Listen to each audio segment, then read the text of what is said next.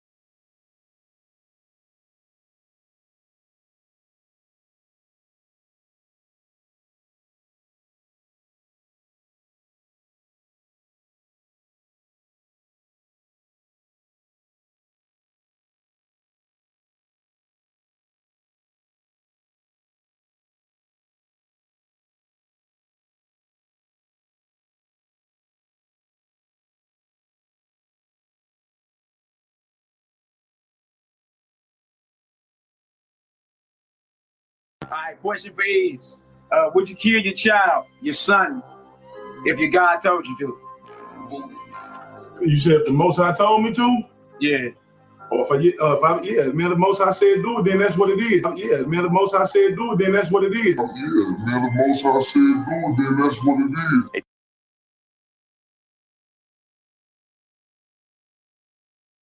22-year-old woman told hotel workers in Holmes County that she had been directed by God, to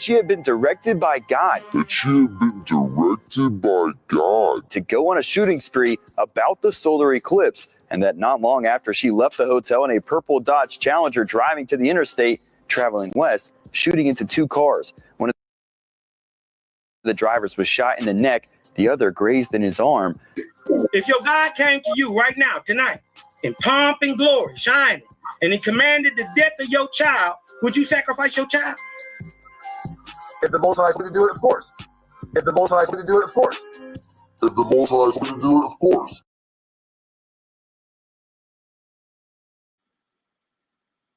Do you hear this mealy-mouthed Negro? Boy, you was a goofy. Man, right off the back, he say, if the Most High told me to do it, of course. The Most High told me to do it, of course. Look, I don't know what y'all was thinking, or, y'all trying to compare the gang to these misfits. Look, there ain't no comparison. Anytime you would twist your mouth and boldly proclaim that you were flatline any child, let alone your child. Yeah. Your elevator don't go all the way to the top. Yeah. You a few, you a few rocks short of a collection. You know what I'm saying? Yeah. You a few sandwiches short of what they call a picnic. The Most High told me to do it, of course. And these supposed to be reputable. These supposed to be men that's supposed to be like, when you bring up the Israelite movement, these supposed to be some of the people you speak of or speak about. And he's saying, of course. Of course. There ain't no comparison. Ain't none. We the ones telling you weapons down. You better not even think about killing no child or anything that's alive because you got inspired to. Or, too much atmospheric pressure skipped across your earlobes. Now all of a sudden you just a super bro, you inspired. Anything that look off according to the Torah, you executing the judgment. Man, if you don't go sit down somewhere, but listen, remember, we always talk about understand the character of the Creator. This is why it's very, very important. Because any one of these misfits will tell you that they got inspired by God before they got on demon time. Huh? See, again, it don't matter what a thing look like, what name it answers to, or if it's doing some type of miracles. That's irrelevant. All we listen to folks the message. What the hell you mean go kill my child? What the hell you mean go kill all these infant sucklings still on their mama's breasts? Hell to the no, I'm not doing that. See, we say the things you scared to whisper. You see, because when the spirit world press you, you supposed to press the line right back. Who is you? What you want? Huh?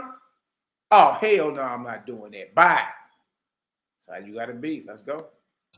Peter Lucas Moses refers to himself as a radical religious person who is with the Black Hebrews.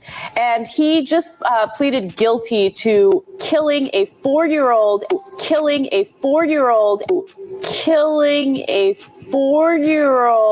and a woman that he was living with. He killed the 4-year-old because he thought he was gay. There it is right there. It's like, this little joker 4. Barely been on the earth 48 months. This little joker is 4. And what kind of husband or man or father is you, boy? You supposed to be guiding these short leggers and directing them, showing them what a man is. And yeah, little joker, stand tall. Stop all that crying. You know what I mean? She's gonna do some push-ups. Like, you supposed to be active like a man. Like, what is you doing? Just licking your fingers and flipping through Bible, and you call yourself executing the judgment. Nah, you supposed to train children up, boy. And he's 4. He don't know nothing about none of that. He don't know nothing about what the world is on. You dig? That's why it's very vital and important for parents, fathers, mothers to be in their children's lives. Period. You know what I mean? Especially when it comes down to the men and young men. Man, look, that men need to be around now. Because young men study their fathers. They study them. How they walk, how they talk, how loud they fought, how confident they are. And then they mimic everything off their fathers. You see what I'm saying? So if this little boy is 4, and he's displaying some type of characteristics that now it's time to clean him up and show him the way. Nah, little joker, you don't hang your wrists. Nah, little joker, you don't put on your mama's makeup and lipstick and play dress in her heels. Hell no, take that shit off. That's needed. You feel me? So instead of you fixing this little joker or showing him like, nah, that's not this is what we do over here. We stand up and go to the bathroom around her. You know what I mean? Instead of you doing that, you execute the judgment on the little joker. Yeah, you got to answer for that, boy. And y'all, this is in real time. This happened like 10 years ago. 10, maybe 15 at the most. Yeah, a Millie Mouth Negro named Peter Lucas Moses. Let's go. Action. Moses believed 4-year-old Higginbotham was homosexual. Klein says Moses took Higginbotham to the garage, played the Lord's Prayer in Hebrew, and shot him. Played the Lord's Prayer in Hebrew and shot him. Played the Lord's Prayer in Hebrew and shot him. If God came to you and told you to sacrifice your kid, would you sacrifice your kid? Hell yeah. Hell yeah. Hell yeah. God is called the terrible, demon-like power. God is called the terrible, demon-like power. God is called the... Now, I'm saying, so none of this is slander. We got them on camera saying she's skinning teeth. She's smiling, actually. She's blushing like somebody trying to holler at her. And she say, God is a demon-like power. Shout out to the homie DMG 31 Flow Stand up. What's the word, DMG? You already know. But why is she smiling? Why is this woman skinning teeth happy? Her God is a demon. And you got Look Hall over here. Let's go back a little bit so y'all can understand who these people are. Nick Rowe called himself Israel Doctrine. Down here in the lower corner, left-hand corner. Openly, admittedly, to going to a P. Diddy party and getting his rectum licked. Or his ass cheek licked. This Nick Rowe. When Daryl, shout out to my brother Daryl Cosby, man, the equalizer. When Daryl asked his cat, he said, will you sacrifice your kids, kill your kids if you got this? Look, he didn't say hell. No, he didn't say thou shalt not kill. This mealy-mouthed misfortunate got the nerve to say hell yeah. And y'all think these cats can even compete with us? Hold a candle to us. Let me let y'all know something. Nam Body, N-A-M, Nam Body, boldly proclaiming that they would kill children, family, wives, innocent people they don't even know just because they felt like they was inspired. Will never be able to hold a candle to us. And nothing in life. Nothing in life. You already compromised. You talking some hell yeah. Listen to this, boy. Came to you and told you to sacrifice your kid, would you sacrifice your kid? Hell yeah. Hell yeah. Hell yeah. You real? And you wonder why you ain't got none, boy. You ain't got no children. He'll kill some children. These supposed to be your gatekeepers. This man's name is called Israel Doctrine. You've been around a while. You know what I mean? Been around a nice little minute, actually. And he over here saying, hell yeah. This your man's in them? This who y'all talking about? Got some smoke for the guy? Who? This? Him right here? Lil Carl. Because his name called Albert. I named him Lil Carl. Lil Carl, if you don't go sit your ass down somewhere, and And you better not ever find yourself skipping across damn threshold that we having some type of gathering at it. And none of y'all talking about y'all killing some babies. Y'all listen to me. Listen to me. You gonna find out what it means to what we mean when we say the laying on of hands. I better not ever be in no close quarters with none of y'all professed baby killers. Y'all gonna find out what it means when they say in the spirit world, the laying on of hands. Think it's a game, boy. We ain't playing about our children or our women at all. God is called a terrible, like demon-like power. God is called a terrible. Look how she dip her chin and bring her head back up like she's being macked or something. She's blushing. She's skinning teeth. Like demon-like power. God. She's smiling. Is called like somebody just macked and she feeling all she's blushing. Look at her. We call that skin and teeth. That's what she's doing right there. But what is she skin and teeth about? Because somebody complimented her, called her pretty. Oh, your teeth straight woman. You know what I mean? Yeah. Nah, she ain't blushing because of that. She's blushing. Why? Why? Because she understands that her God is a demon. According to her, y'all, this is not slander. This is right off their own lips. Look. Terrible, like demon-like power. He just called the biblical God, who we all identify, or people identify as the Most High. She just said he's a demon. A terrible, like demon-like power. Power means God, according to them. So a terrible, like demon-like God is what she's saying.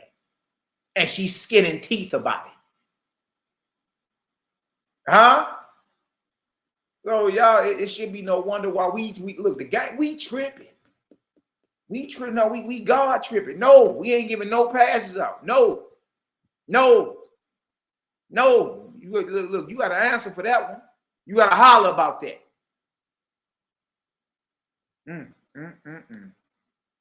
I know. Watch this. So Nepal means empty, you could say, or like. And so now she about to explain. She already explained that her God is terrible and demon-like. Now she about to explain how her name means the equivalent to her God name. So no, we don't roll. We roll with the creator, the maker of God. They talking about a God here. But notice the God is demonic. According to her.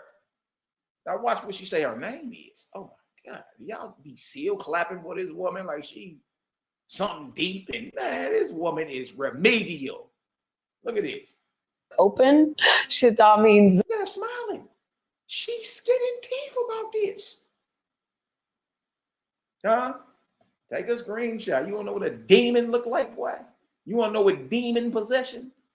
Obsession with a legion, or what they call a band of devils, a band of drooges. Look right there. All right, she act like she's smiling like she just hit the Powerball. She's smiling like she just heard the best news of her life. Now, this thing is real, man. This ain't nothing to play with. This ain't nothing to play with. You know, look, eventually you're going to find out how serious the spirit world is. It's more of a reality than the tangible world you looking at and breathing in. You dig? These suckers all around us. Wait. Demon or demon-like or terrible. Shita means demon or demon-like or terrible. Shita means smiling. And she just said her God is a terrible demon-like power God. And she turned around and say what her name is. And it's the same definition. Demon. or demon-like or terrible. According to the criminal complaint, Polite told investigators God told him to shoot Pastor Germany. God told him to shoot Pastor Germany. God told him to shoot Pastor Germany.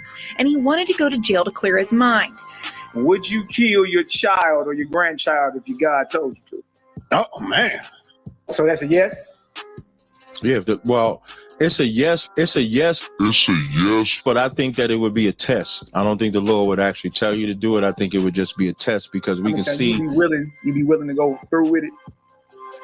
I'll go through any trial the Lord puts me through. Leader Yahweh Ben, the self-proclaimed Son of God, one day in 1981, her North Dade home became a house of death. Banks and her husband, Carlton Carey, had just returned from talking with police about another Yahweh member who had been decapitated. Today, Yahweh Ben Yahweh is charged in her attempted murder and the death of her husband. October 1986, Yahweh's take over an Opalaka apartment building. Two residents who were ordered to leave publicly complained. That night, both were shot to death. Wow! Judah, do you hear me? If the Most High Yahweh tells you to kill your family, would you do it? Yes or no? Absolutely yes. Absolutely yes. Absolutely yes. Oh, Judah, no.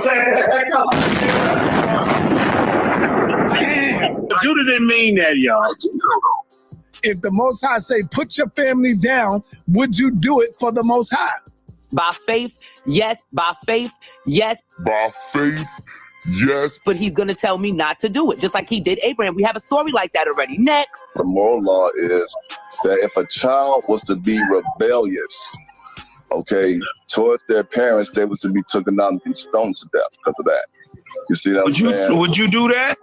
Would you do that if your God came back to you today in glory and said, I want you to stone your son if he get rebellious? Would you? Would you do it? Yeah, I probably would. Yeah, I would. Yeah, I probably would. Yeah, I would. Yeah, I probably would. Yeah, I would. Wow. The Most High was to come to you and ask you to off your loved ones. Would you do it, brother? Man, if y'all look at the arrogant, the look on this Negro's face, he adjusted his kufi, bumped his thumb across his nose. Like, I dare you to ask me this question. This your brother Moses. I did, brother Moses. It's Moses 7, the Negro who fancies himself as Moses 777. Now listen to his response. Look how light he is, and listen to his response. Oh man, it's all over but the shouting. If I had made the mistake, if I didn't have ancestors inside of me and I made the mistake to make babies with outside nations, he got the nerve to twist his lips and say making babies with outside nations. Boy, you ain't 3 or 2 generations removed from somebody that's a different ethnicity than you, boy. What is you talking about? You ain't 2 generations removed from some type of white folk up in your bloodline, and you got the nerve to get on her and twist your lips like you just the purest, bloodest, blackest, specimen ever graced this planet. Boy, use light. You ain't too far removed from some white man somewhere. Man, the nerve, y'all. I'm just saying, the arrogance that come with it, all of it. It'd be like, boy, if you don't stop it, you ain't even built none of y'all is even built like this. Y'all not about to go lay nothing down. You're not, Just on personal character and who you supposed to be, you're not about to go lay nothing down. You dig? You just saying that because you read in the Bible that, hey, that's something that God tested Abraham with. If God tested Abraham, that's around test me too. So I can't say yay or nay. Compromise. What you mean you can't say yay or nay? You got a command not to kill. That's good enough right there. I'm cool on that. I ain't supposed to be killing. Bye. See, y'all don't know. You don't know how to talk to the spirit world. You just get inspired and get bow-legged in the shoulders. Some malevolent force can come put a battery in your back and you on demon time. You don't check nothing. Whoever come knocking at your door, you let in. You ain't like, who is that? Who? Man, get the hell off my porch. You don't even do that. You ain't trying no spirits. You ain't testing them. You ain't doing none of that. You just, everything goes. Everything goes. I'm telling y'all, look, the game, we're changing the paradigm in the conscious community. We're changing the paradigm in the minds of the masses. Even if you call yourself not liking this, all y'all saying creator now. All y'all start to try to put a distinction between who you talking about, whether it's an angel or a Lord or a God. Y'all trying to put a distinction now. Yeah, you're welcome. Yeah. The gang done swung through and I'm talking about changed up everybody's thoughts to where whenever somebody talk to us, they God, excuse me, I mean creator. I mean God, I mean the great spirit. Boy, deity got your tongue, boy. You even switching your jargon up. Now you want to change your God in the way you pray, huh?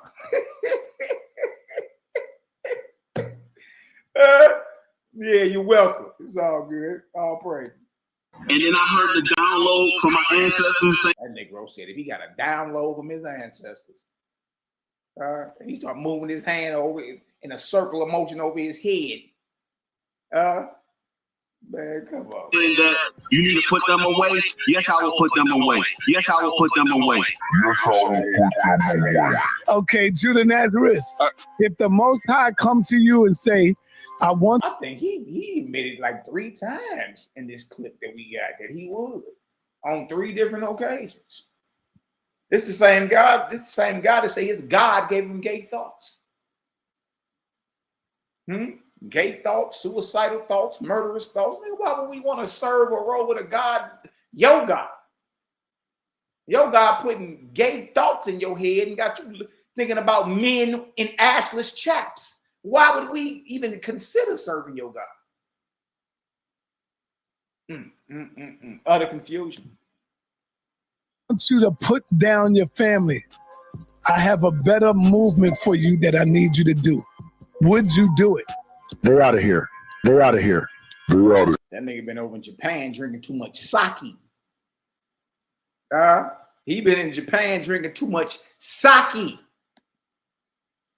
Some they're out of here and absolutely yes. Absolutely. Man, y'all don't get away from me with all that. And y'all better not ever find yourselves in no close quarters with us around our women and children, boy. Y'all gonna find out what it means, the laying on of hands. Straight up. To me, look, we ain't playing with you. We ain't playing with you. We not about to mighty cuddle, tiptoe through no tulips. Brother. Okay, can we get on one accord? Hell no, we can't. Hell no, we can't get on no one accord. Oh, I must have said something wrong. Negroes is offended. Creator Gang is undefeated. I keep it real, pack to steal it, whoever want it. Clap, Judah be running laps when he get confronted. Got Devil Cosmon and knock you off of 500. They hit the club, roll up a Judah dub, forever blunted. Contemplating on who we gonna take out next. Got Cosmon, Cal, Malaki Macabee the best. The 4 horsemen who understand the business. Contract killers won't hesitate to kill a witness. 21 bodies executed on my hit list. JJ trying to watch me, trying to take pictures. Y'all out working with woods and paint, a bunch of snitches. Peer pressure separate the real from the bitches. Niggas be gang gang until you start to bang bang. Let a nigga brains hang on everybody like dang. You thought it couldn't happen. Yahweh wouldn't smoke 9/11 Manhattan. Bullets in his breastplate, both lungs collapsing. Hands reaching in the air for the air he grasped it. The flyer was made, Sila Shalom first captain. But the captain ran away just like if nothing happened. I'm a certified killer. Peel a nigga, cut him open and feed him his own liver. Graphic is how I paint the picture. Shoot shots like a pitcher. Split JJ like a swish. Cut the head off for the lion's den and watch the rest of the body quiver. Core shots I deliver when it's crunch time on the trigger. Got you paired with eagles, fly like seagulls when it's time. I scoot out, shoot out. Air out, yara every time. Standing behind enemy lines, killing my enemies every time. Defend the faith like Muslim Sunni soldiers at a shrine. I facilitate thoughts beyond the thoughts of mankind. Create a gang is in the prime while you niggas get left behind. Create a gang is undefeated. Salute, Daryl Cosma, Cosma Cal, Malaki Macabee, and the whole Create a Gang gang. Nigga, we outside with it. All that huffing and puffing don't mean nothing. You step in the dojo. Salute. Salute. Salute. Rock with the gang, boy. Y'all already know what time it is. Right here. We getting everybody, we call themselves debating them, we dissed all them. No response. All right, right here. Dang. Even your boy FBG Butter tell you, boy. What he tell you? Create a gang is crazy. Boy, y'all better pay attention. Boy, that's a GD, a gangster disciple out of Chicago. Look at FBG Butter. FBG Butter. What he tell you, man? Y'all, these niggas is nuts. Y'all better pay attention. Man, even the gangbangers know what's up, man.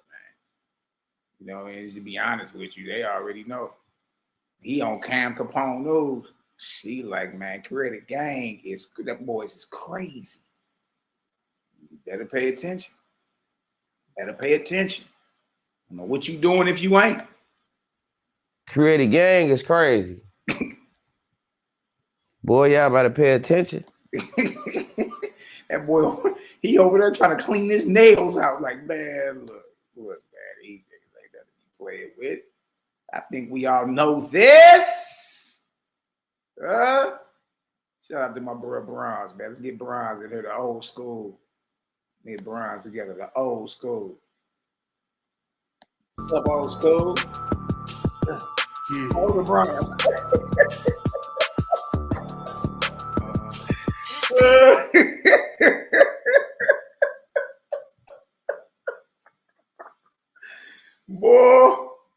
Boy, yeah, you hip hop for real, boy. Ain't no games, you know. Bronze don't know nothing about this new age, nothing. I mean, I'm hip hop. You ain't know nothing about you new age. Look at Bronze. Hold on. That's right, Bronze.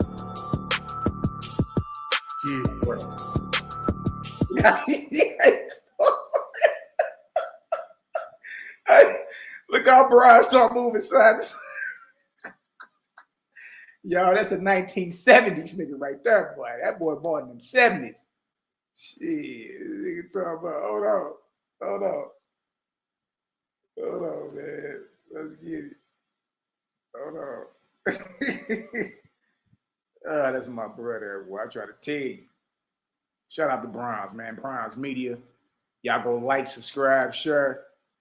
It's the bro right here. It's one of our producers. Let's get it.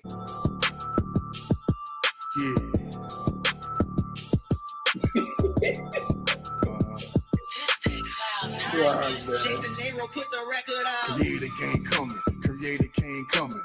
Turning up the light and watch some boys start running. Let me tell you something, we ain't out here doing nothing. I can tell you scared, boy, niggas stop fronting. It was all in the plan. Comprehension, understand. Breaking boys off like created in the pan. Cooler than the band. Who you fooling, man? We be tearing shit up like we're taping some bands. Conscious community, yeah, we in demand. They hunger for the truth. Debate or the booth. Sourcing up with the proof. Hey, you on the tooth. Catch me in the candy painted octagon coupe. Step in my boots while I'm knocking mine loose. You be the cobra, I be the mongoose. Plant base in my suit. Meditate on my fruit. Red Star training. Who let the gods loose?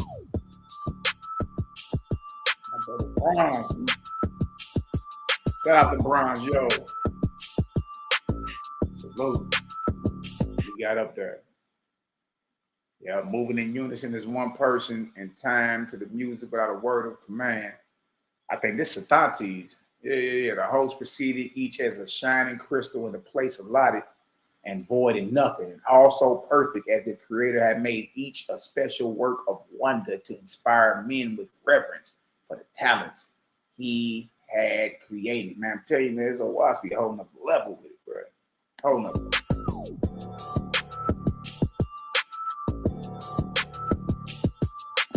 Shout out to Bronze, yo. Shout out to the entire CGG in the building, man. The entire CGG is in the building. Let me play one more and we're going to get started, y'all. Well, two more. I'm going to play this one, too. Show y'all peoples. Get your peoples, man. They over tripping. Show y'all this real quick. You know what I mean? Watch this right here. Now, these is the commissions. You know, some of y'all Hotepians, y'all fancy yourselves as Hoteps. Now, look at these cats. As the biosphere thinks humans into existence. As the biosphere thinks humans into existence. As the biosphere. Listen to, like, this is, he's supposed to be your top commission scholar out here. He supposed to be your top commission scholar out here. This boy says, as the biosphere, which is a level of the atmosphere, thinks humans into existence. Thinks humans into existence. Y'all look, listen to me. There's no way, form, shape, or fashion y'all even considering these men beat us in anything in life. I'm gonna go beyond the debate and all that. In life, they can't beat us in nothing. No, not saying idiotic phrases like this. This is crack pipe logic, Asar. And they're supposed to be Asar M. the prestigious. Brother has a certificate from the University of Japan. And he get on here and look, he said this in the debate we had. As the biosphere, listen to what he said. He said the biosphere, y'all, is a level of the atmosphere as it thinks humans into existence. Y'all, these cats are below the grades. I don't even want to call them fifth and below. I'm going to say you under grade 1. I'm talking like that. Kenny Gordon.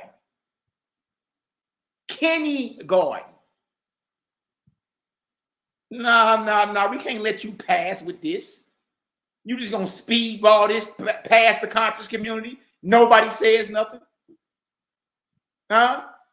Where Dr. Wethy at? Wethy. Why you ain't saying nothing about this?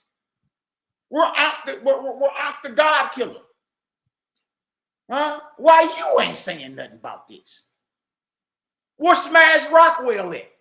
Why you ain't saying? Why ain't damn one of y'all called this cat to the flow behind this? The nerve of you to get out on the front line, boy. Twist your mouth open, fix your mouth and say that the biosphere thinks humans into existence. And don't no commission call you to the flow on that. You just allowed to skip through the conscious community. Don't nobody say, hold on. Run that back and slow down, boy. What the hell is you talking about? Huh? Yeah, look, I can't even take these cats serious. I can't take them serious. No more serious than I take P. Diddy serious with his 1,000 bottles of baby oil. I can't take you cats. We can't take none of y'all serious. You're lying. You just up there just talking. You ain't even referencing nothing. See, the day you skipped across the game, boy, I'm telling you, we'll make you famous. We'll make you famous. If anybody see you that watch us, that see you out and just like strolling at the grocery store, out late night studying the biosphere with your little boo-boo. If any one of us see you, they can be like, hey, Asar, that is you. Asar M. What's the word? All right, brother, hey, you know, just out here, you know, you just kidding with the missus, you know, ain't that. Hey, Asar, what the hell do you mean about the biosphere thinks humans into existence? Put the camera on this nigga. He gonna swallow hard, probably start scratching.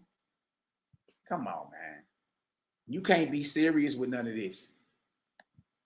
You can't be serious with none of this. Thinks humans into existence. So we recognize the earth and have to take care of it. If it was just a floating mass, we could throw trash where we wanted and do what we wanted to do. What?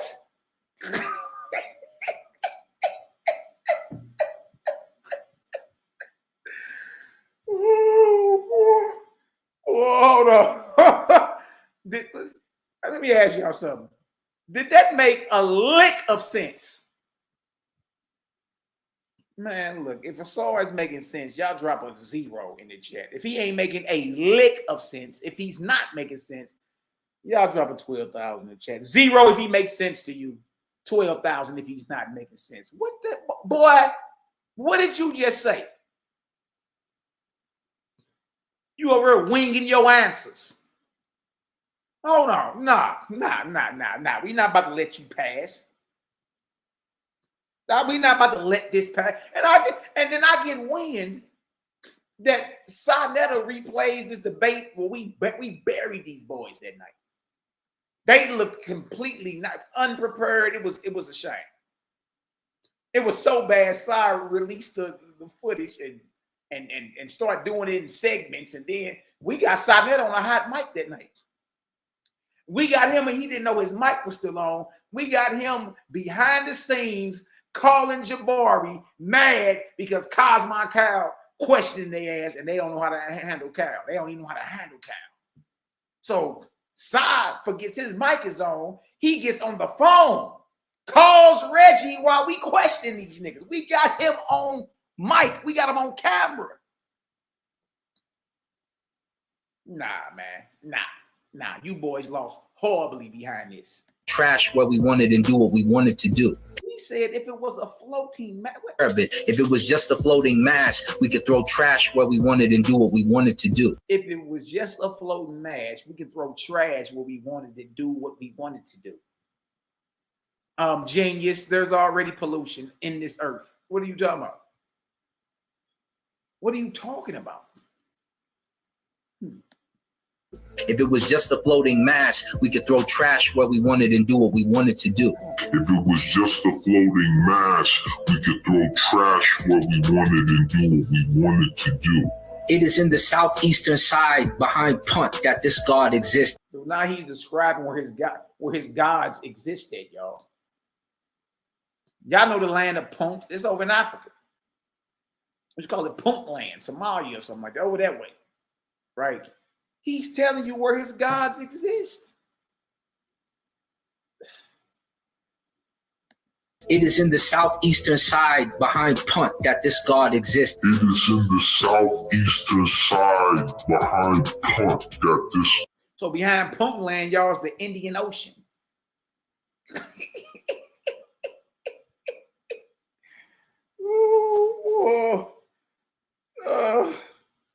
Man, I can't take you. I can't take you, bro, serious. I can't take you, commission, serious. No, there's no respect. There's no us taking y'all serious. Your information is hot garbage. You dig? It ain't none of y'all talking about the creator. You talking about a God that exists behind Punt land. And behind Punt land is the Indian Ocean, Asar.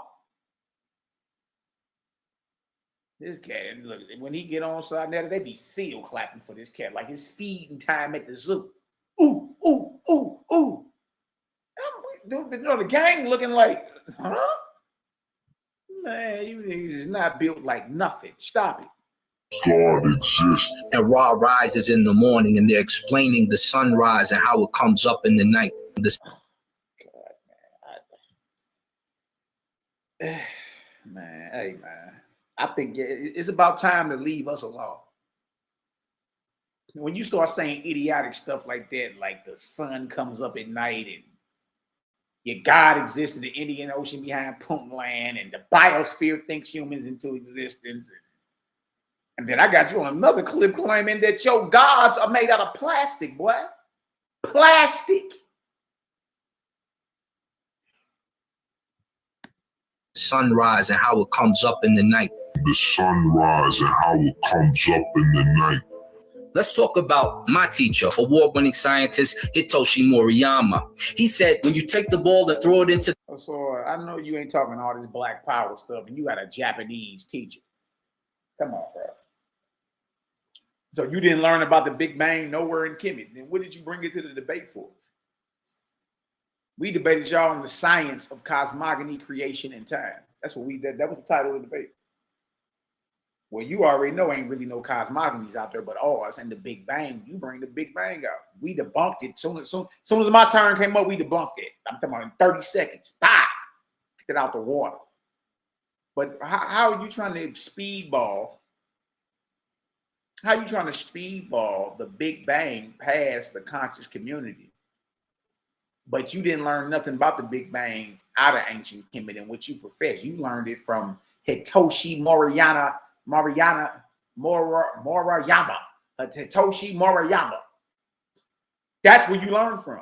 That's your teacher. It's not a jet black Negro. You ain't say you learned the Big Bang from Dr. Ben or John Henry Clark or, you know what I mean? You ain't said that. You learned it from a Japanese guy. The sky, that's the beginning of the Big Bang. When you take the ball and throw it into the sky, that's the beginning of the Big Bang. When you take the ball and throw it into the sky, that's the beginning of the Big Bang. What's up, guys? Welcome to another... Hey, shout out to C. La Shalom for putting this clip together, man. This is great. Boy, you keep shooting yourself in the foot, Asar.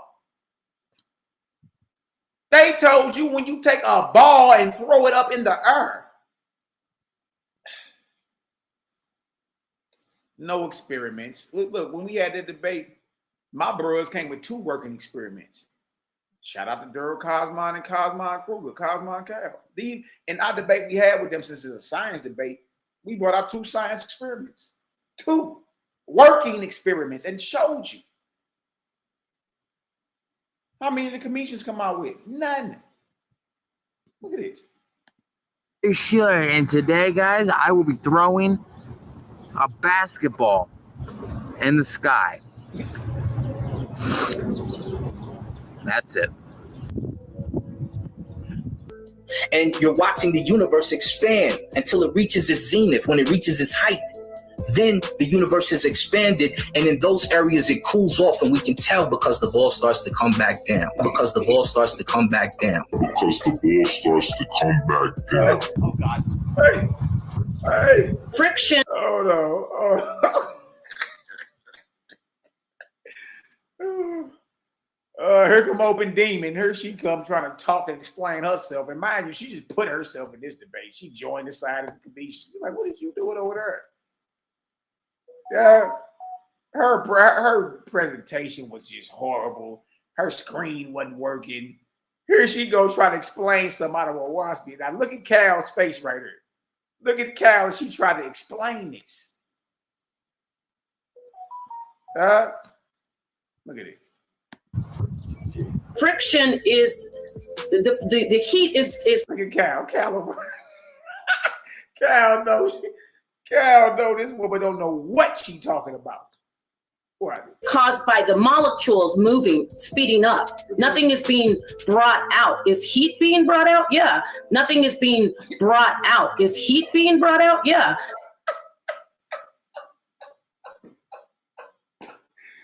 Oh,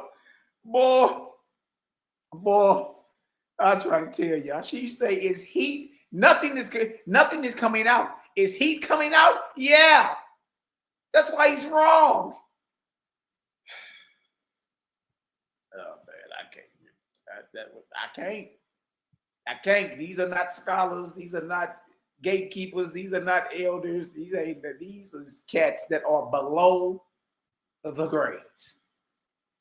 Now that we read Owaski, if you read Owaski, you know what I'm talking about. These cats ain't past kindergarten. I'm almost ready to push them back before kindergarten. Pre-K. Pre-kindergarten. How do you twist your mouth and say nothing is coming out? Is heat being brought out? Yeah. That's why he's wrong. No, genius. That's why he's right.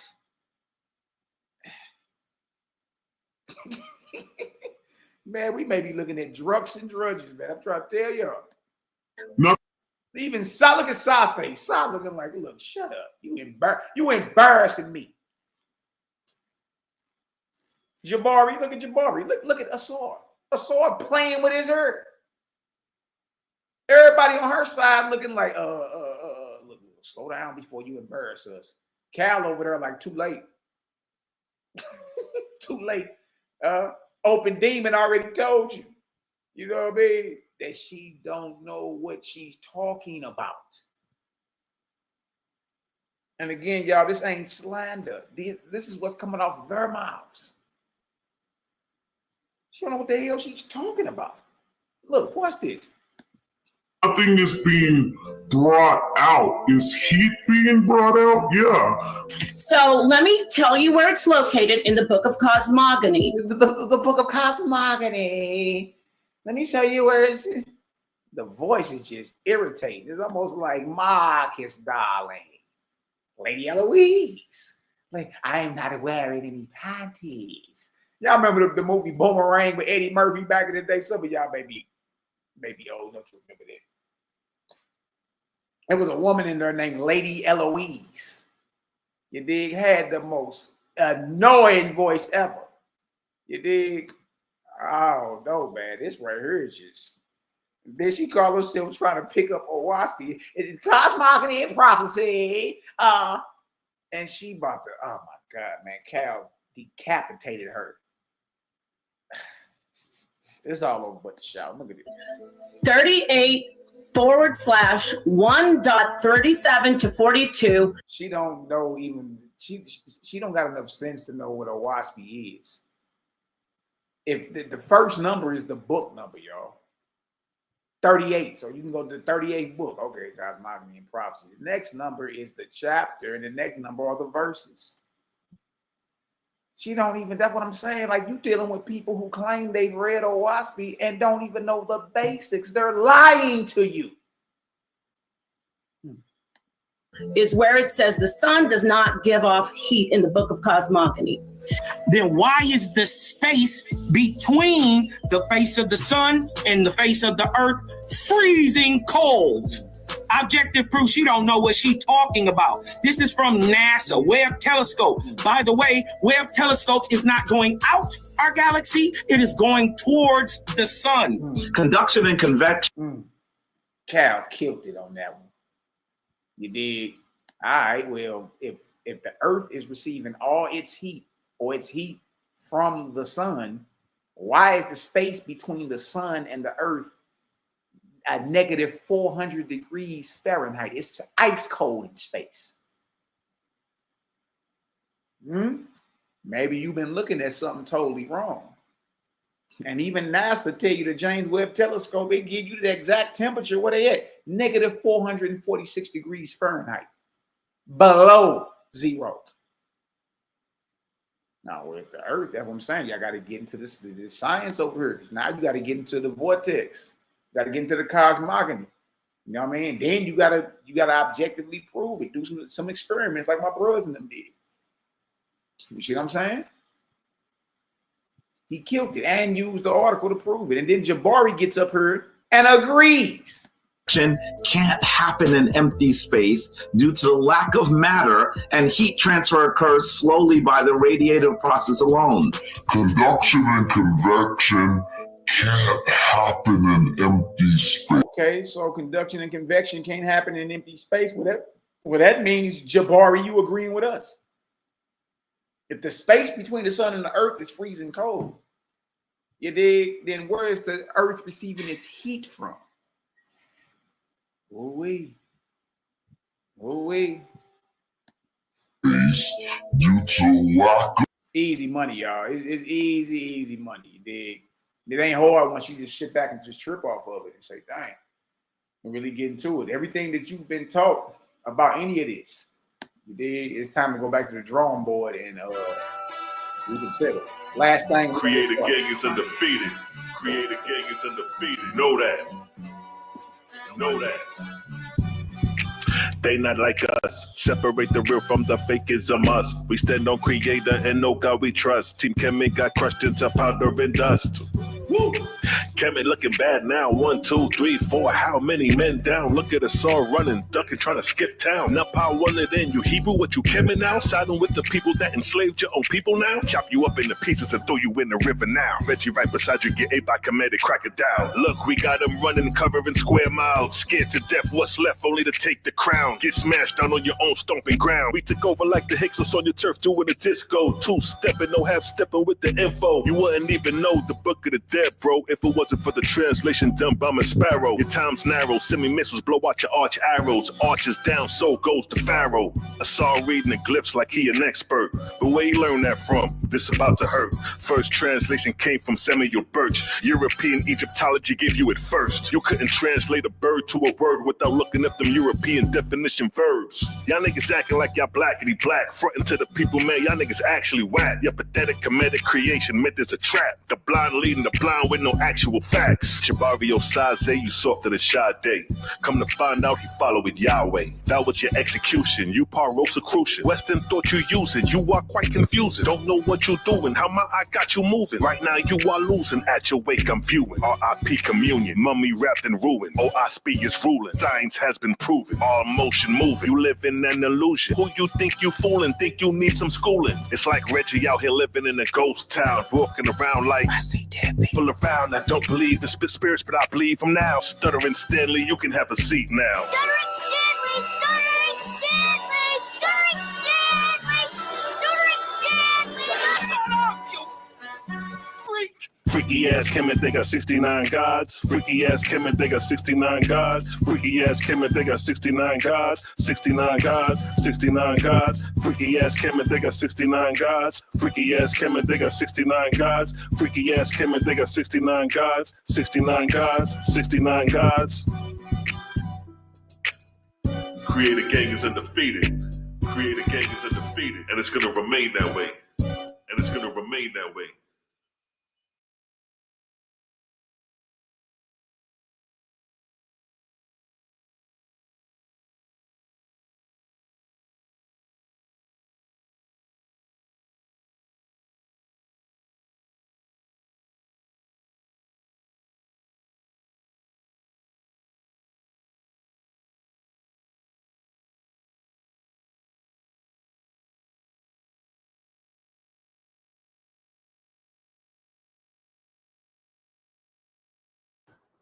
We fight as a single, impenetrable unit. That is the source of our strength.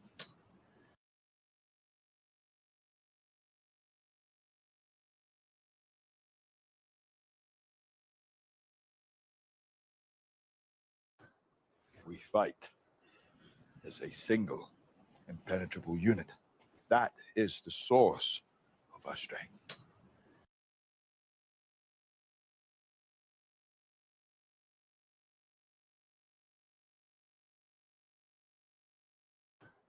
We fight as a single, impenetrable unit.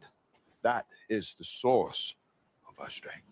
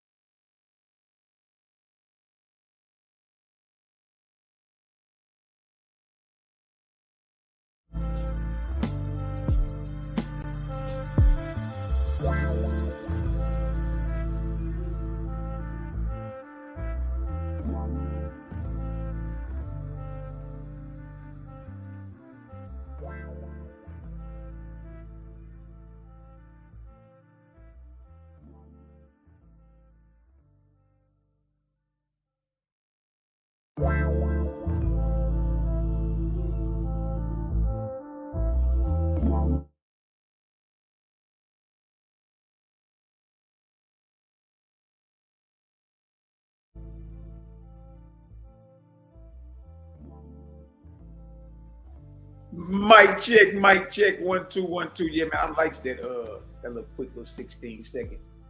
You know what I mean, with my bros, man. You know what I mean? We came through the conscious community like 4 years ago and just, I'm talking about light bomb the whole thing, man. And it's been, look, I've been having fun doing it. I ain't gonna lie to you. We fight as a single. We fight as a single unit, straight up. Penetrable unit. That is the source of our strength. That's right. That's right. You won't outwork us. You won't outwork us, man. These some of the most dangerous brothers on the planet. When they prepared, God, bro. It be all over but the shout, man. It be all over but the shout. Hey, I was getting some of this though. Y'all already know where we at. Y'all see the title, Book of Judgment Part 3. Book of Judgment Part 3. Malaki. We in this old Osby once again, Sky Earth Spirit. Creative Gang still cooking. Shout out to all the brothers and sisters for the support. You know what I mean? I know things get tough at times. Frustrating. But to tell the truth, man, there ain't nobody in a better position. You know, creator. Like, you understand, you know what I mean? The basics between a Lord, God, Savior, and the creator of all. And that information is priceless. It's priceless. You know what I mean? Like, we in a situation where we can't get tripped up when we skip across one of these millions of deities pump faking like it's your maker. We can't get tripped up. We know what to look for, what to say. You understand? And we know the character of our maker. Once you know that, whatever come inspiring, whatever come knocking at your door, you understand? And it don't align with the creator of all, you got every right to dismiss it. Bye, nigga, your breath stank. Get off my porch. Hell no, I'm not doing that. You got to get tough in spirit, man. You know, you real tough in the flesh. But when it come down to like, you know, different spirits and discerning it, and you know, you play ball soft. No. Once you understand that these spirits ain't nothing but people without physical bodies. They was one time living people, one time living mortals. You dig? And if it's just like you got a scandalous homeboy that's trying to get you to go do something, it's millions of scandalous spirits. Just like you'll tell old boy, like, nah, I'm not finna go do that. Man, you niggas tripping. No. You need to be doing the same thing, if not more, when them inspirations skip across your plate and you know you ain't supposed to be doing none of that. Man, no, I'm not doing that. I'm not finna go do that. No, I'm good. What we doing is going to this Book of Judgment right here. Very, very, should I say, eye-opening. You know what I mean? Very, very eye-opening, man. So notice what it say. It say the Book of Judgment being the grades and rates of mortals and angels in the light of God. As the word came to S, daughter of the great spirit. Shout out to the sisters, man. Shout out to the sisters. Yeah, shout out to Imam say what? Imam say, ain't no coincidence that the four horsemen found each other. Man, look, we didn't even know each other. You know what I mean? We didn't even know each other, man. We just, man, out of nowhere, just linked like, you know what I mean, Voltron or something. It's like, dang, bro, like, yeah, and we all on the same mission. Same mission, you know what I mean? And I wouldn't trade these brothers for the world. I'm gonna be real with you. You know what I mean? I'm gonna be all the way solid with you. Like these past four, let me see the four going on. It's almost 5 years now. Man, we've been out here cooking. You dig? So look, let's go down. We ended in chapter 4 on part 2. We're gonna go down to chapter 5. All right. You learned about your grades. You learned about, you know, what you need to do to get your good grades so you can, you know, start your resurrection process once you cross over all that. It's all practical. We showing shorts and all that. And bigger than anything, we showing the difference between the creator the God maker and a God or Lord or Savior or any of that. You know what I mean? It's very, very important and crucial, vital that you understand this, because an evil angel can, you know, transform and come in the name you calling on in your prayer breath. Come looking like your expectations, and you dig, do what you perceive as a slight miracle, and you gonna blow your drawers out. You're gonna be low running up out of there. Third, yes, sir. Your knees gonna be knocking, you're gonna bow, your kneecaps gonna be dusty, and you looked up and you just devoted yourself to a false God, pump faking like it's your maker. A true God gonna tell you, don't ever in your life twist your lips and pray to me or worship me. I'm your bro. What I'm doing, you gonna be doing one day. I'm big bro. So what we got any questions? What's up? Like I've been in the realm thousands of years. What's good? You see, that's a total different hit. You know what I mean? So we're gonna start right here.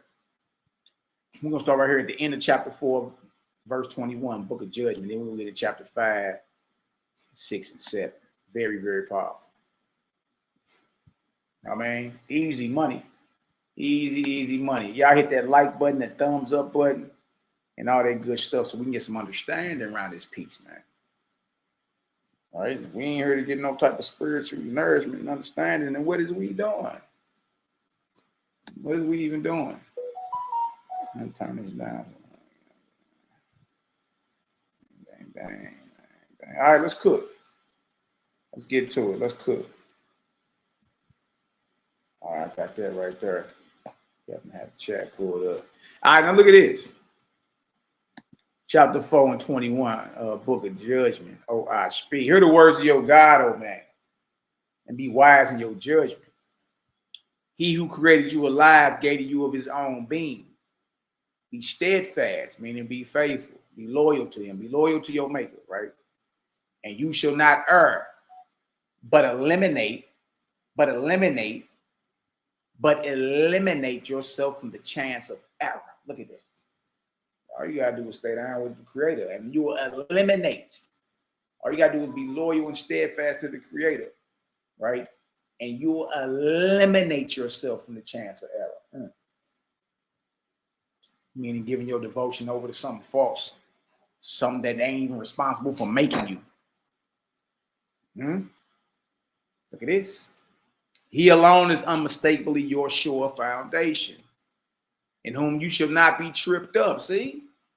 What I'm saying, like, we in a great position because 99.9% of the world don't know the difference between the Creator and a God, or a Lord, or a Savior, or an angel.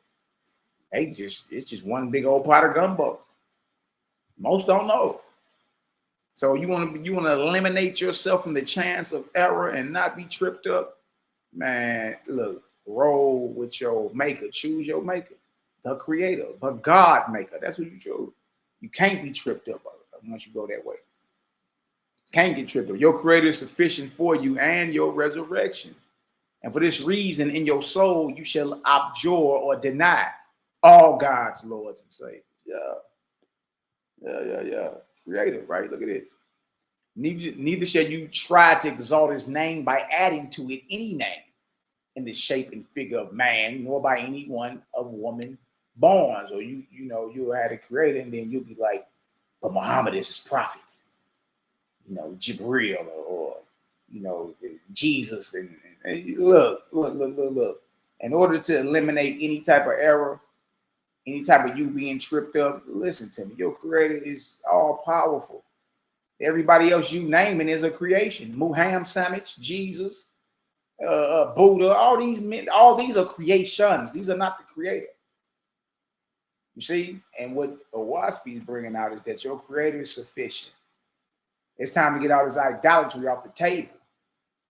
You understand? Because in doing that, you ain't doing that but what? Enslaving your own soul.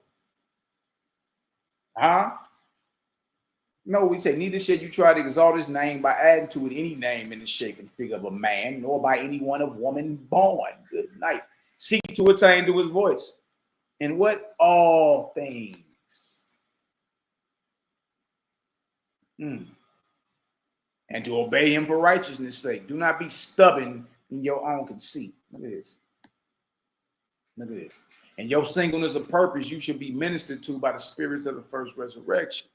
But as you unite yourself in a brotherhood on earth, CGG, baby, in the name of the Creator, so shall you be ministered to or serviced to by the light of my second resurrection. Y'all ain't none of this no coincidence. Nah, ain't no coincidence. This is what it is. You feel me? That way, ain't none of us even knew each other before for like 5 years ago. We didn't even know each other. Shout out to the sisters too, part of the Creator gang. We ain't none of us really. Some of us did, you did, but for the most part, none of this was playing. It wasn't. So either you can say this is a big old coinky dink, or you can say, man, the Creator's making some moves out here, man, and we just along for the ride. We just along for the ride. But we uniting ourselves in a brotherhood on earth. We ain't acting like everybody else, or even some who may have had this. But they all divided, and arguing and bickering and seeing who's the gatekeeper. Man, look, we ain't on none of that. You see what we on. You feel me? And we press the line with it. Like, we don't make fakeism look like something square and dry. Nah, you dealing with brothers and sisters that got some sauce popping out in this deal. Saucy. Niggas got a little flavor in this spiritual world. Yeah. Yeah, we ain't out here just dry eyes. Nah. You ain't gonna get nobody attention like that. Look at this. But it has been proved. And it shall be proven again that all brotherhoods on earth founded on any other idols in heaven shall not stand. It don't matter. Brotherhood you talking about. Don't matter. If it's based off an idol that's in the heavens, it ain't based off Creator. What is an idol? An idol is anything that has form and figure that is worshipped. If you can see it and it's been worshipped, or if it has been seen and it's worshipped, guess what?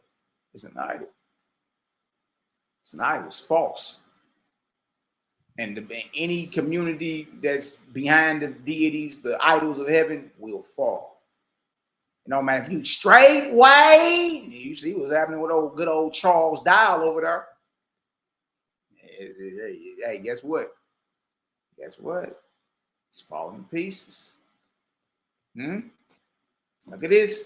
Because there is no second resurrection to minister to them. Because where you think these idols at? Where you think these false gods at? They not a part of the Creator's, resurrection process. They ain't part of that second resurrection. There ain't no second resurrection to minister to the brotherhoods of the idols in heaven. Nah, it ain't none.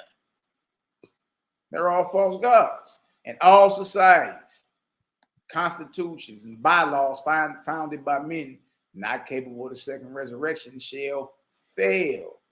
But whoever establishes in the second resurrection, which is what? What's the second resurrection, y'all? Which is the abnegation, the denial of self to serve Creator, shall not fail. So this is all about service done unto others, and that's how you get your grade up. When you hear love your neighbors, you love yourself, and get out there and do something good for somebody and all that. Look, under that type of vibration, you can't fail. You can't fail. You dig? So let's get into this. This chapter 5, judgment, book of judgment. Now it's going to the Israelites, Israel.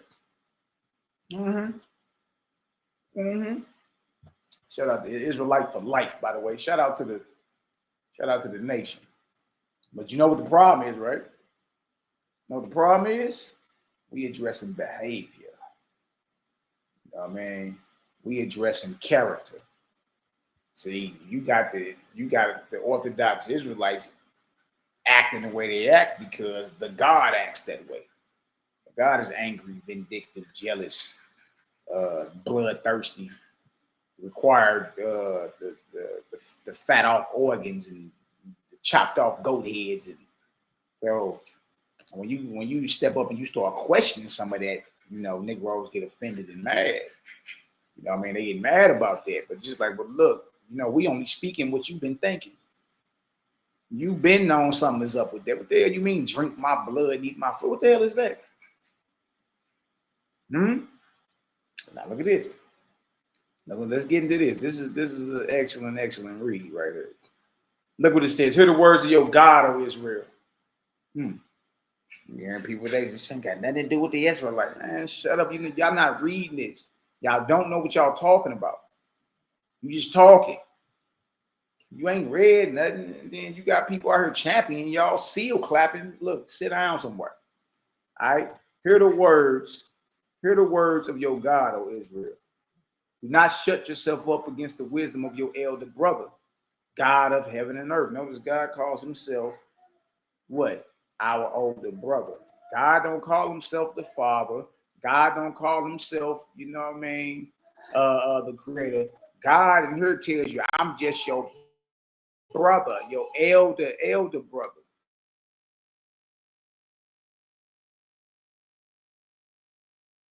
Look at this right here. It say, nor magnify the ancient days above the present, nor feign and say your God is going away to come no more forever. Behold, you have gone forth as a little man to battle against a giant. With your sling, you have smitten him with your one stone. What stone is that? The Creator. Talking to the Israelites, right? Look at this. You were surrounded. You were encompassed on all sides by a multiplicity of gods. Man, ain't nobody dealt with more false deities than you, man. You've been surrounded by these cats, man. And it ain't been nothing but a state of war for you. You know what I mean? You were encompassed on all sides by a multiplicity of gods. One by one, you have overcame them and cast them out. What you think happening right now? What you think all this is about? It's all about putting you back in alignment with your maker, putting you back in alignment. You understand? And denying the false gods and deities whose only agenda is to enslave your spirit, enslave your soul. Look at this. Verse 5, the giant of the great beast, the false gods, lies dead and cold at your feet. Y'all see what's coming? And see, we are here tripping on the deities and the false gods, but in the end, guess what? Guess where they gonna be at? Dead. No power. You dig? Whole get up and system in this earth, dead. Right at your feet. The nations of the earth cry out, there is only one great spirit, the Creator. Look at that way. Look at that. Now, so the false gods is coming down. So it's not an if, it's a matter of when. It's a matter of time. But they all coming down. All of them. You dig? And when they finally crack and fall and all their kingdoms fall and go into anarchy, guess what the nation's gonna be crying out? There is only one great spirit. The Creator. And I declare to you, O Israel, the voice of the I am is not going forth from the earth. It's not going from the earth. That's powerful. Look at this. Through the seed of the faith, this salute the real Israelites. Through the seed of the faith, as I have held up the Father's kingdom. By the voice of my beloved, founded him in all the nations of the earth. Yeah.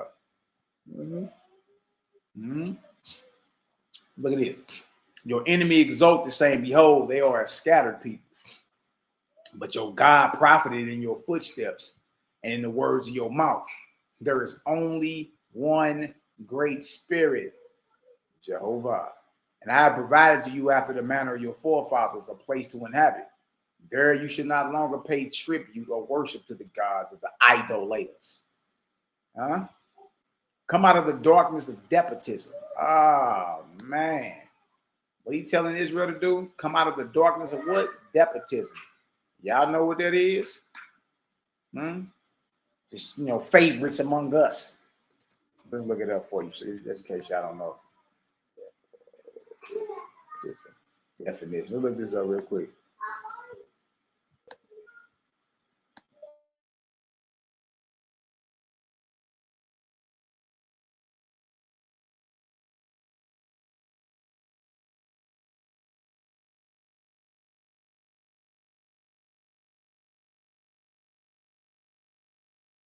All right, now watch this. Look what despotism is. So it says, come out of the darkness of despotism and inherit the wilderness of this land, and it shall bloom like a new paradise before your hand. What is the darkness of despotism? Despotism is what? Look at this. Despotism, this is Merriam-Webster's.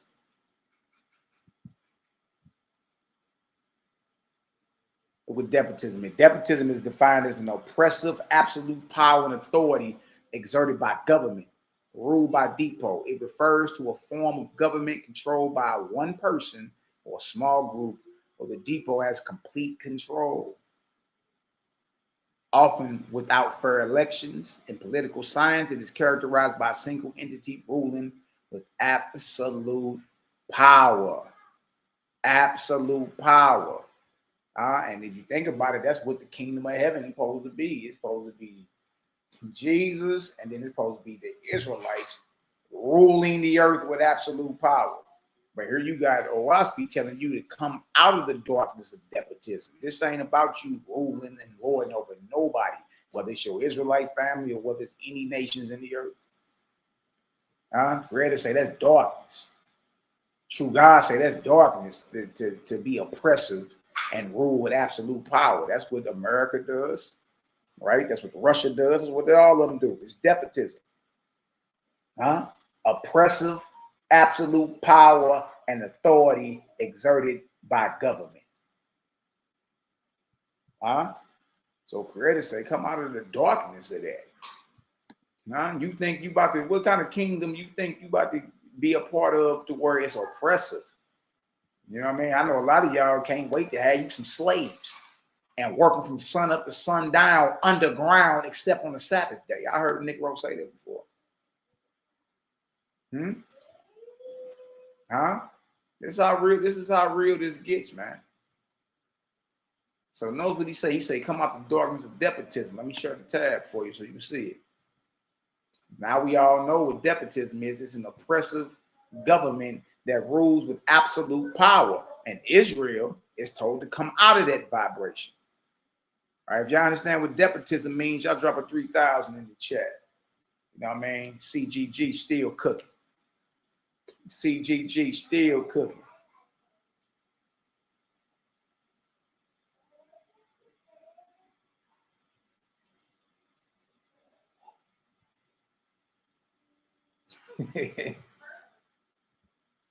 Yeah, despotism is a form of government that's oppressive, and then basically your dictatorship. To be honest with you, that's what the despotism sounds like. It sounds like a dictatorship.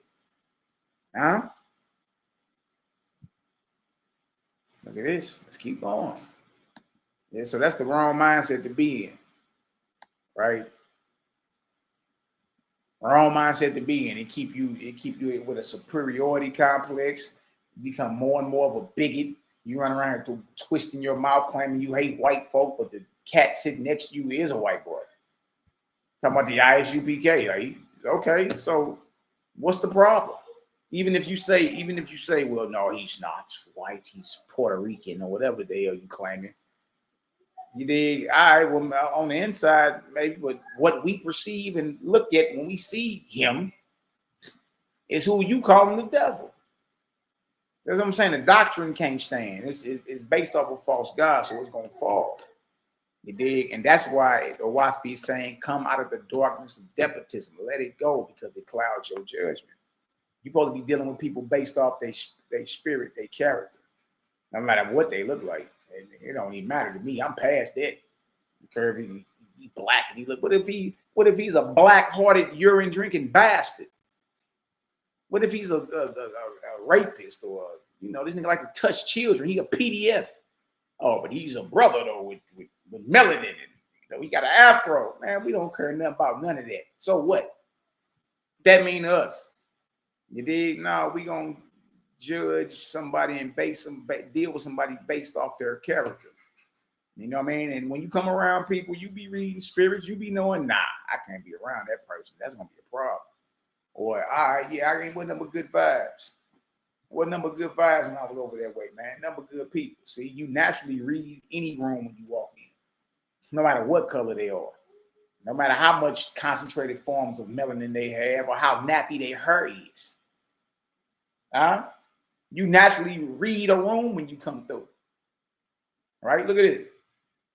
But because you have accomplished the one ever present, behold, you shall no longer be an exclusive people. Exclusive meaning it's just us. Nana Bobo, it's just us. And it's not the rest of y'all nations, y'all doomed. You'll be saved. Salvation for the plantation. That's why we heard niggas say salvation for the plantation. That's what's being taught these days, man. What? Hold on. Man, look. So look at it. So being that the light of the ever-present creator is being, I'm talking about, is moving across this earth at breakneck speed. Very, very fast. Right? It's letting it be known, like, look, so get that out of your head, Israel, that it's just you that got this message or that's capable or worthy of carrying this light. No. All who choose the creator are his chosen. You know what I mean? So we don't be on all that. Like, that's only going to get you so far. You see that? Look at this. It says, but shall allow your sons and daughters to commingle with the faithfulness of all the races and tribes of men. Yeah. Why not? Huh? Mess around and find your knight in shining armor. He may be living in Fiji. But love the creator, though. Love the creator, sister. But he lives in Fiji. The Fiji Islands. Love the creator. Which you go, oh, nice. You know, he don't got an afro like Billy D. Williams and look. Look at it. And you shall forsake the ways of the world and go and live in the manner of your forefathers in colonies without kings or rulers, serving none but creator. Yeah. You already know we about to, man, look. Gang out here making moves. In a minute, we about to be all the way out the way. You dig? And still light bombing though. Still light bombing. Don't matter what nobody talking about. Dig? Don't even matter.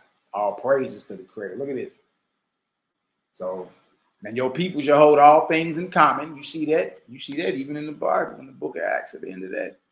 All things in common. And your people shall hold all things in common, being neither rich nor poor. That's right. Master nor servant. You shall call out to the idolater, saying, come into my house and be one with me. Behold, there is only one creator. You are my brother. Huh? You want to do that, you about ready to spill your coffee. What you mean? Man, look.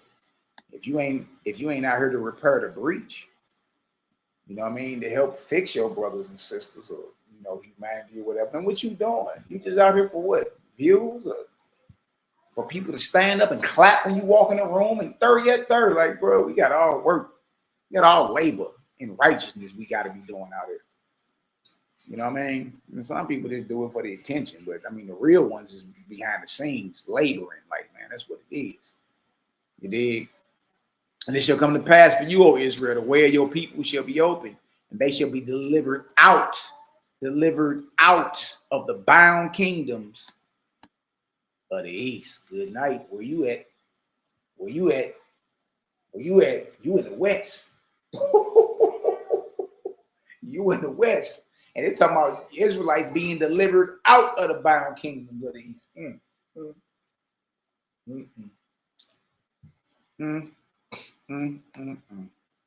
Man, they've been pump faking us the whole time. You dig? Even when it come down to migrating, when we left Egypt, they got y'all all the way over there the other way. You dig? The whole time we went west. We went deeper into the lands of Africa and all that, and was already coming over to the Americas. You know what I mean? Going back to 1553 BCE and before, we was already doing our thing, man. You dig? Like, you really ain't slowed down and really studied this thing. Yeah, and then it tripped me out because even Ron Dalton, he said it. He like, the animals and the plants they mentioned in the Torah ain't even native over there. That's down here. That's west of that's southwest of Egypt. That's down here in the Congo. I say, really? So are you admitting, Ron Dalton, that the Israelites, when they left Egypt, went west and not northeast? Are you admitting that? Huh? This would explain for the heavy influence of Israelite culture all throughout the continent of Africa. Either Israelites migrated west when they left Egypt, you dig?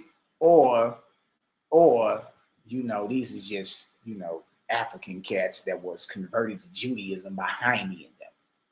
Come on, man. Look what it said. It says, because for 2,000 years, Israel, you have not gone forth with the sword to possess any new country. We have it. You ain't went and took nothing. Look at this. And establish yourself. You are glorified before God. You are glorified before a true God. If that's the case, then Creator too. Like we ain't, as a nation of people, we ain't went and took nothing in over 2,000 years, and that's a glory. That means we ain't been spilling blood, as a nation to establish ourselves again in a nation. We ain't even did that. Look at this. Because of your long suffering, you shall find peace through the light of my kingdom. Behold, a new cycle is upon the earth. Your people shall find proof of these my words. My angels will come into the houses of your people, and they shall talk with them face to face. Do not think this book is my only revelation in this day. You see how transparent the book of Skyrim Spirit is? He said, don't even think this is the only revelation. See, so we ain't around here talking about some this and only this, and you gonna die if you don't read this. It's right there. You do not think that this book is my only revelation in this day. Within your house, O Israel, you shall prepare for the voice of your God. Good night, boy. Good night. For I will raise up many seers and prophets among your people, and they shall testify to my words, and they shall testify my words on all sides. Yeah. Shout out to the gang, man. The CGG. Look at this. Do not judge, O Israel, as to who are apostates before your God. I say to you, he who forsakes the Creator and worships mammon, worships materiality, worships money, worships all the things that you can get with having this type of status because you got a little paper or whatever. He say, I say to you, he who forsakes the Creator and worships mammon, and the ways of the world is an apostate in my sight. Good night, boy. Good night, boy. For even though they maintain the rites and ceremonies, they have forsaken the spirit and truth of my commandments. So you may be doing your little holidays or your feast days, and you know what I mean? But he's saying, y'all don't forsook the spirit and truth of my commandments. You worship mammon. You don't forsook the ever-present Creator and took a God on, or a Lord, or a Savior. Yeah, all those are apostates in my sight. Renegades. Look at this. Whereas many who have forsaken the rites and ceremonies in search of higher light are more to the way of the Creator. For though they keep the rites and ceremonies, do they not, look at this, do they not drink to drunkenness? Man, feast days, for sure. For sure. The Manischewitz and the Mogan David be pouring.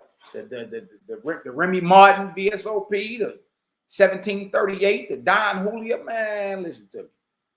You know what I mean? Especially when you get down to like the Passovers and all that, you're dealing with like, okay, we can't have no yeast, no leaven, so they get the burr and all that out the way. But man, bro, you pulling out all types of bottles. He say, for though they keep the rites and ceremonies, do they not drink the drunkenness? Yes. And eat the gluttony? Yes. Feasting on flesh from which they have taken life? Dang. They engage in selling wine and in dealing in stocks. Dang. Hold on. Not just stocks, like the idolater. While your forefathers were scrupulous to labor and brought forth out of the earth that with which to feed and clothe man. And they say, God prospered me, in which they falsified me and blaspheme Creator and his kingdoms. I say to you, they are prospered by Satan. Oof. That killed it. And their prosperity is the wages of bondage in heaven. Yeah, for a lot of y'all don't know, the more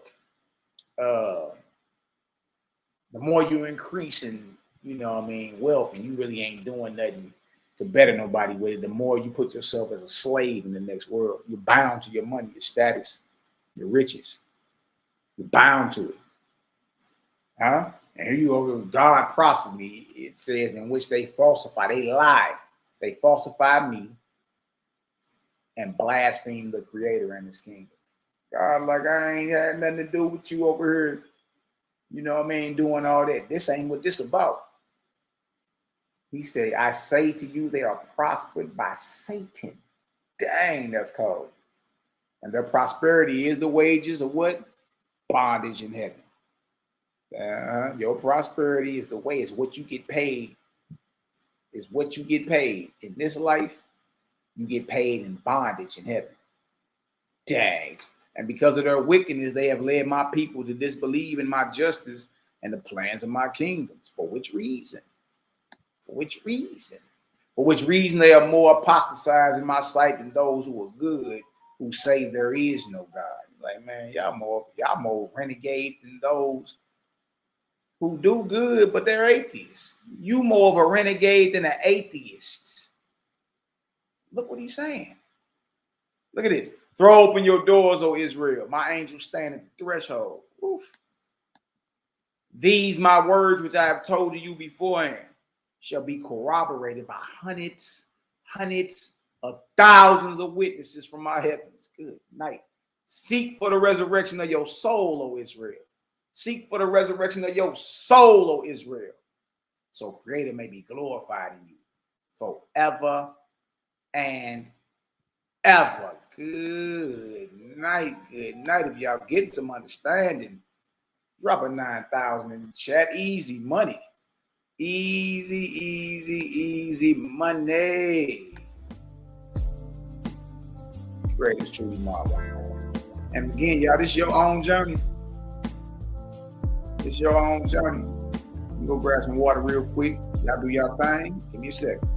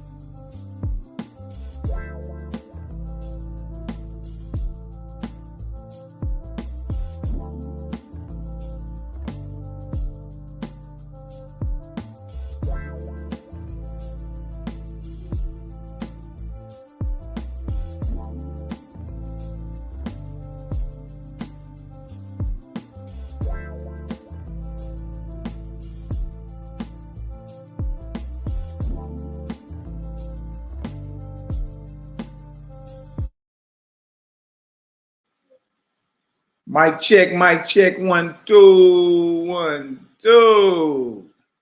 Bad, y'all. I had to go handle some business real quick. Did make sure everything cool. Okay, I see 9,000 in the chat. I see y'all all up in this deal. All right, that's what's up. That's what's up. Yeah, we still cooking, handling business. All right, so look, let's get into this chapter 6 of this book of Judgment, man. Very, very powerful one. What we're gonna do too, because we visual. We're gonna pull up, charts on what it's basically saying. You know what I mean? We're gonna pull up charts and all that.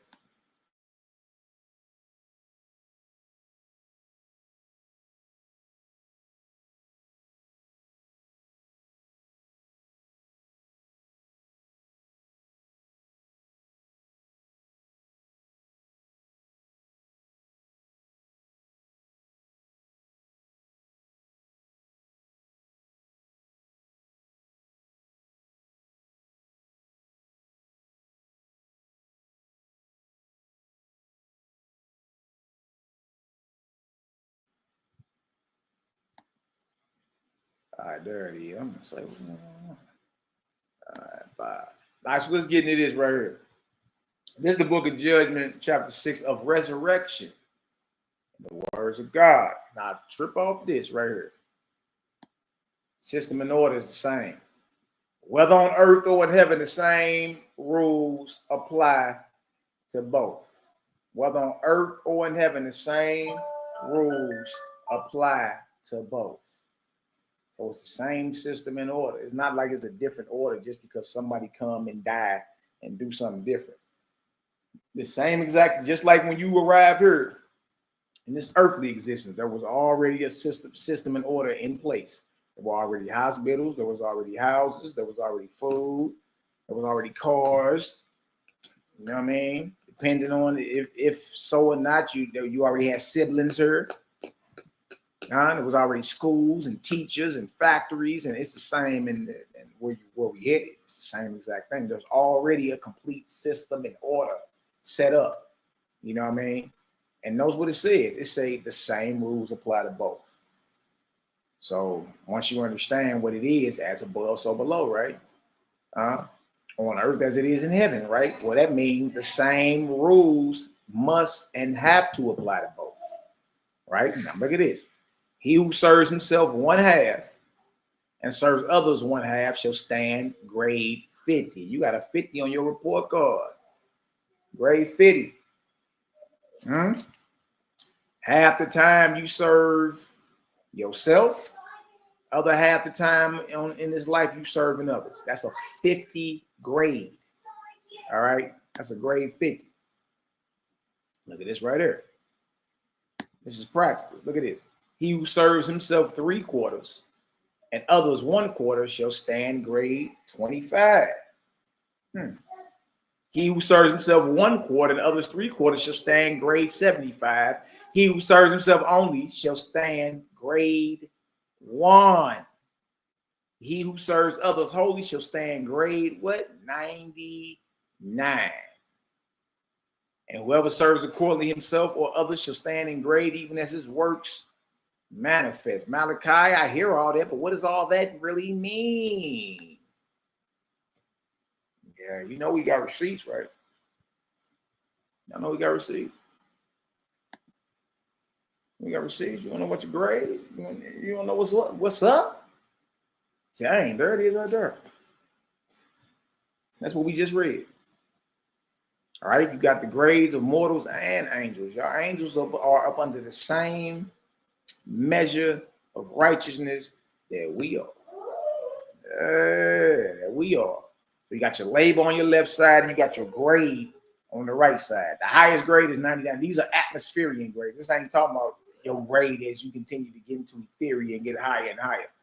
But dealing with the earth and her heavens, which is her atmosphere, this is how I rock. All right. Labor on the left side, serving others. That means you don't even care about yourself, about nothing. Everything you doing is to make sure everybody else is good. You ain't serving yourself, and you're not even concerned about what you got going on. You're more concerned about everybody else's salvation than your own. It's completely selfless. Not selfish, selfless, right? And that gets you the highest grade of 99. Dang. Look what the 90s. Look what the 90s at. The grades and ascension of spirit after death according to the grades and rates of that. She would have heard that, right?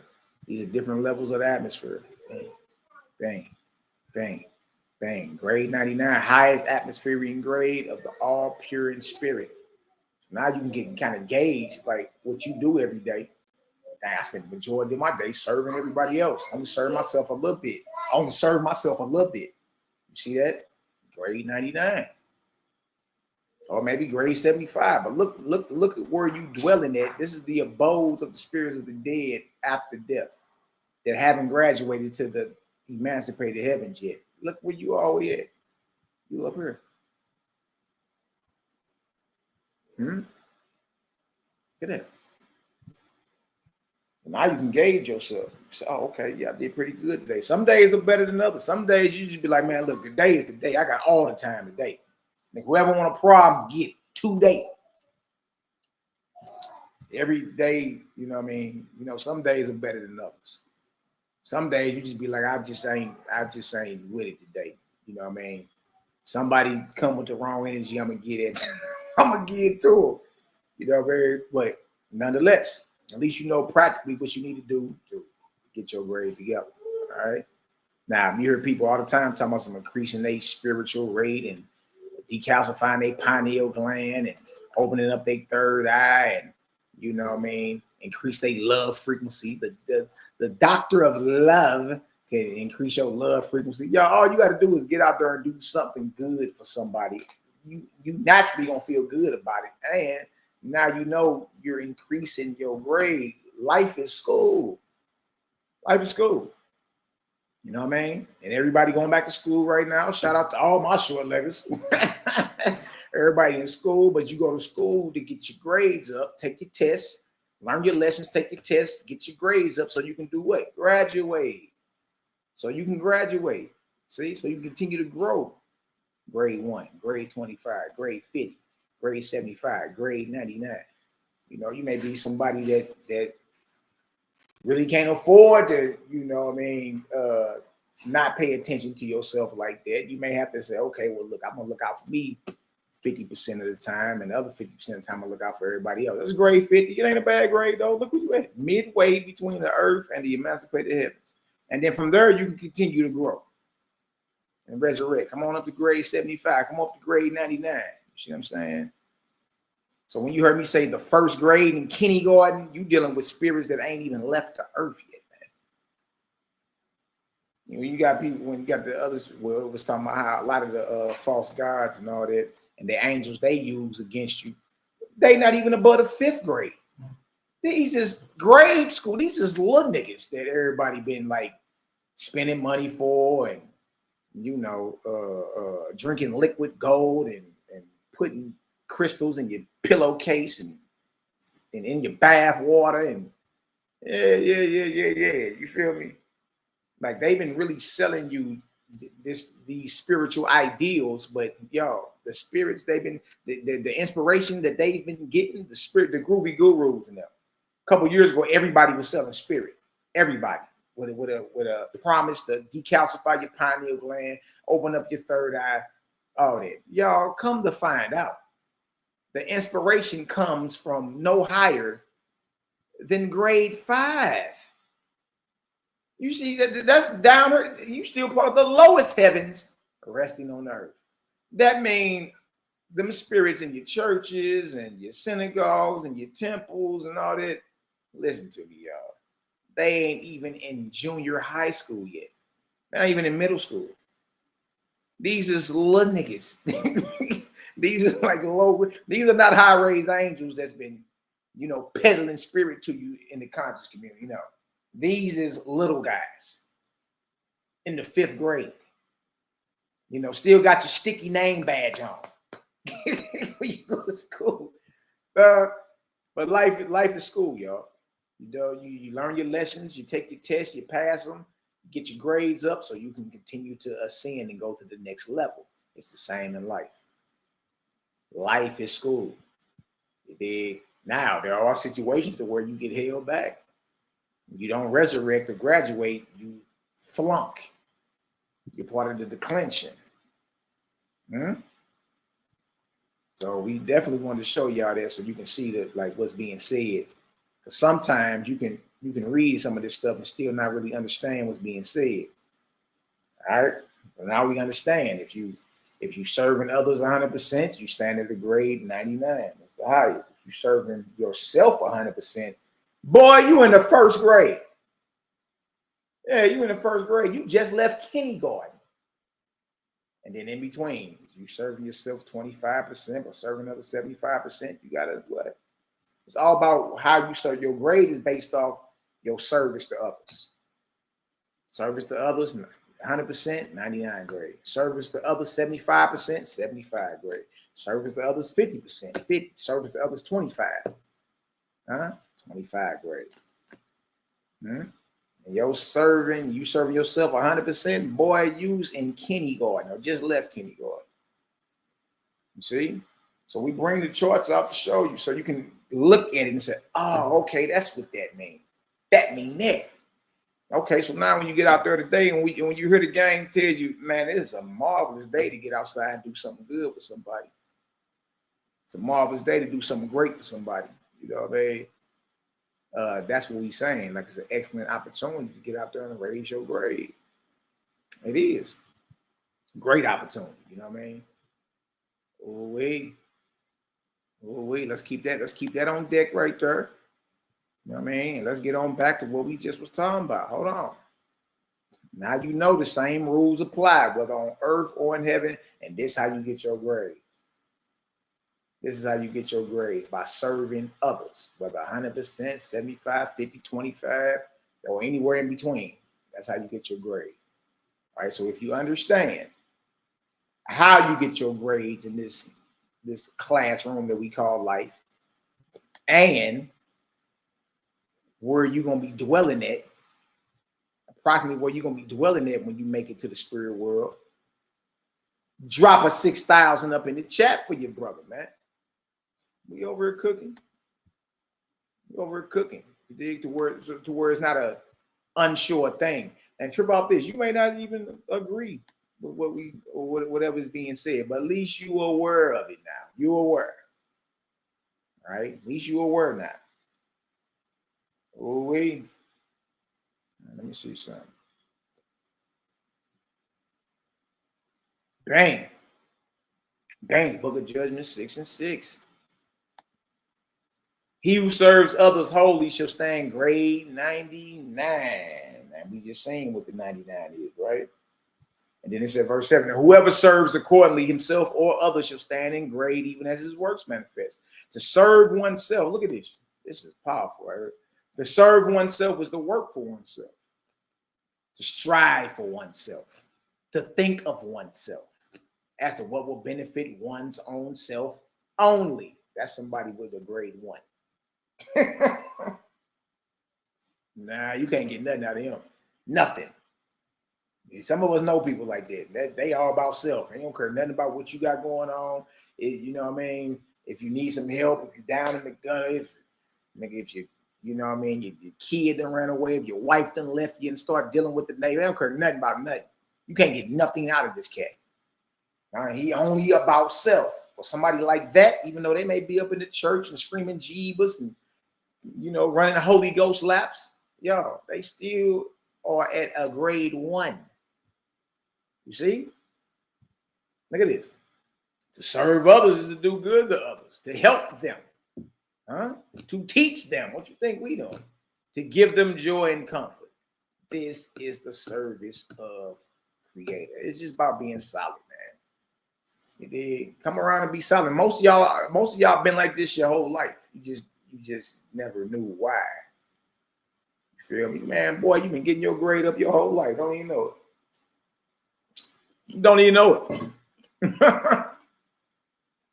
What's the service of the Creator? Let me see if y'all paying attention. If you understand what the service of the Creator is, put the answer in the chat. Let's see what everybody be doing. Let's see. I see my sister Tickler in the building. The Creator is unstoppable. What it do? Love, light, and balance to my sister. Much love. My brother, Zakar Yahoo Creator only is in the building. What's the word?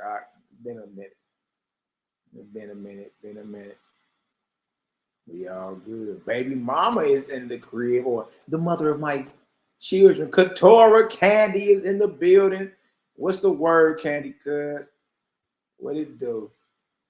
I see you. Don't hurt nobody, cuz. What's the word, Candy? Let me see who else we got up in there. So my brother Prince Judah Vaughn is in the building. Imam Maharia Naturals is in the building. Elijah 7. Yeah, Candy, I seen them pictures earlier. Malak and Juju. Malak was skinning teeth, wasn't he? That boy was skinning teeth. That's what's up. Let me see. That's what I got Prince. Nazarene the same Faith is in the building. My brother BC, Brandon Carter's in the building. Shout out to Cosmine Kruger. Yeah. We got PX, KX, HXG. All praises. That's what's up. We got Ace Bases in the building. I see y'all, man. Everybody's in the building. My brother, Yahoakim Mikael is in the building. What's the word, What's the word? I see y'all. Let me see what else I got up in this junk. I got bronze. I have bronze. Dang. We got Alana Brooks is in the building. Troublemaker. What's the word? Love, light, and balance to you. Need it. Let me see what else we got up there. One of the artists said, what's the word? It's been a minute. Okay, what else we got? Y'all in the building, man. If I ain't shout nobody out, please don't hold it to me. Don't hold it against me. Kizzy, you got my sister Kizzy is in the building. Heavenly Psychotic Music is in the building. Johnny James, salute. Y'all in the building today. My brother Marcus 9 Lives, but that's Heavenly Psychotic for sure. Soul Bender, my brother Jericho is in the building. Yafa is in the building. Y'all in the building today. All right. I ain't mad at you. I ain't mad at you. Yeah. Good service done unto others is how it's the service of the Creator. Let me see. Helping others less than y'all. Oh, man, that's right. Yeah. Y'all paying attention. All right. Now look at this. I'm gonna read that verse 9 again. To serve others is to do good to others. Dang. To help them. To teach them. And to give them joy. So it shouldn't be a angry thing like that. Like you should feel good to give somebody else joy. It feels good to have everybody laughing and you know what I mean? To give them joy and comfort. This is the service of the Creator. Now look at this. But there are some who are below the grades. Below grade 1? Hold on. Grade 1 is somebody that's completely selfish. Like he ain't tripping off nothing. You can't get nothing out of him. But there are some beneath grade 1. Are you serious? Beneath grade 1. Well, these will be your kindergarten spirits and your pre-K spirits. But there are some who are below the grades, who seek to do evil, who seek to make others unhappy, who delight in crime and pollution. These, if mortal, shall be called druks, D-R-U-K-S. And if spirits, shall be called drujas or drudges. Good night. Below the grades, though? Below the grades. Below. That deal say below the grades. That's nasty work, bro. That's nasty. You mean to tell me there are spirits wandering this earth? There are spirits wandering this earth that are below grade 1. That's crazy because you got children that go to school that are not in grade 1. They're in kindergarten or, pre-K4, PK4. You know what I mean? But just like you got mortals who are lower than grade 1, the first grade, how ironic that there are spirits that are lower than the first grade. Now you know what kind of spirits these are. Are they just delight in evil and look to bring harm to folk? And, you know what I mean? So if he on demon time in the flesh, oh, that's a druk. King Von was a druk. You understand? All these drill rappers that's pissing on each other's graves and shooting up people's mamas and all that. These are druks. These are those who are below the grades. These are druks being inspired by drudges, by drujas, demons. So when you hear people say they on demon time, they not lying to you. He telling you, boy, in spirit, I'm a little nigga. I go to school with my pull-ups on. Yeah, you still in your pull-ups. We still gotta hold your hand and walk you across the street. Look left, little joker. Look right. Look left again. Is the way clear? It's clear. Abba, come on, little joker. Let's walk. Y'all little niggas. That's what I'm saying. The crazy part about it is, man, people are getting rich off selling the inspiration of these low-ass spirits. They are below the grades. And even if they not below the grades, the highest they get to is like the 5th grade. You still got a sticky name badge on in the 5th grade. Come on, man. Come on, man. You got spirits that are beneath this. So now you can look out your window while you're sitting on your stoop and you see somebody what they on, oh, that boy's a drunk right there. That's an old boy. That's Lil Bully right there. He a drunk. Because he on one. He wake up to bring harm to somebody. Now there go Lil Bully over there entertaining all his drujas or his drudges. There are spirits that are below grade 1, kindergarten. Kindergarten. So y'all like, Mally, you can't talk. Well, you should be making up words. It's just what it is. But y'all know what I'm saying. It may not be a master of the King's English, but hey, it is what it is. So now that we've seen the visuals on it, look what it says. Look what it says. It says, but there are some who are below the grades. Kindergarten, who seek to do evil, who seek to make others unhappy, who delight in crime and pollution. These, if mortal, shall be called druks. I'm talking about just cats that wake up and just be on destruction time. That's a druk right there, boy. Yeah. And the spirit shall be called drudges. The grades of my heavens of the earth being atmospheria in general follow this now. Grade 1 is on the earth.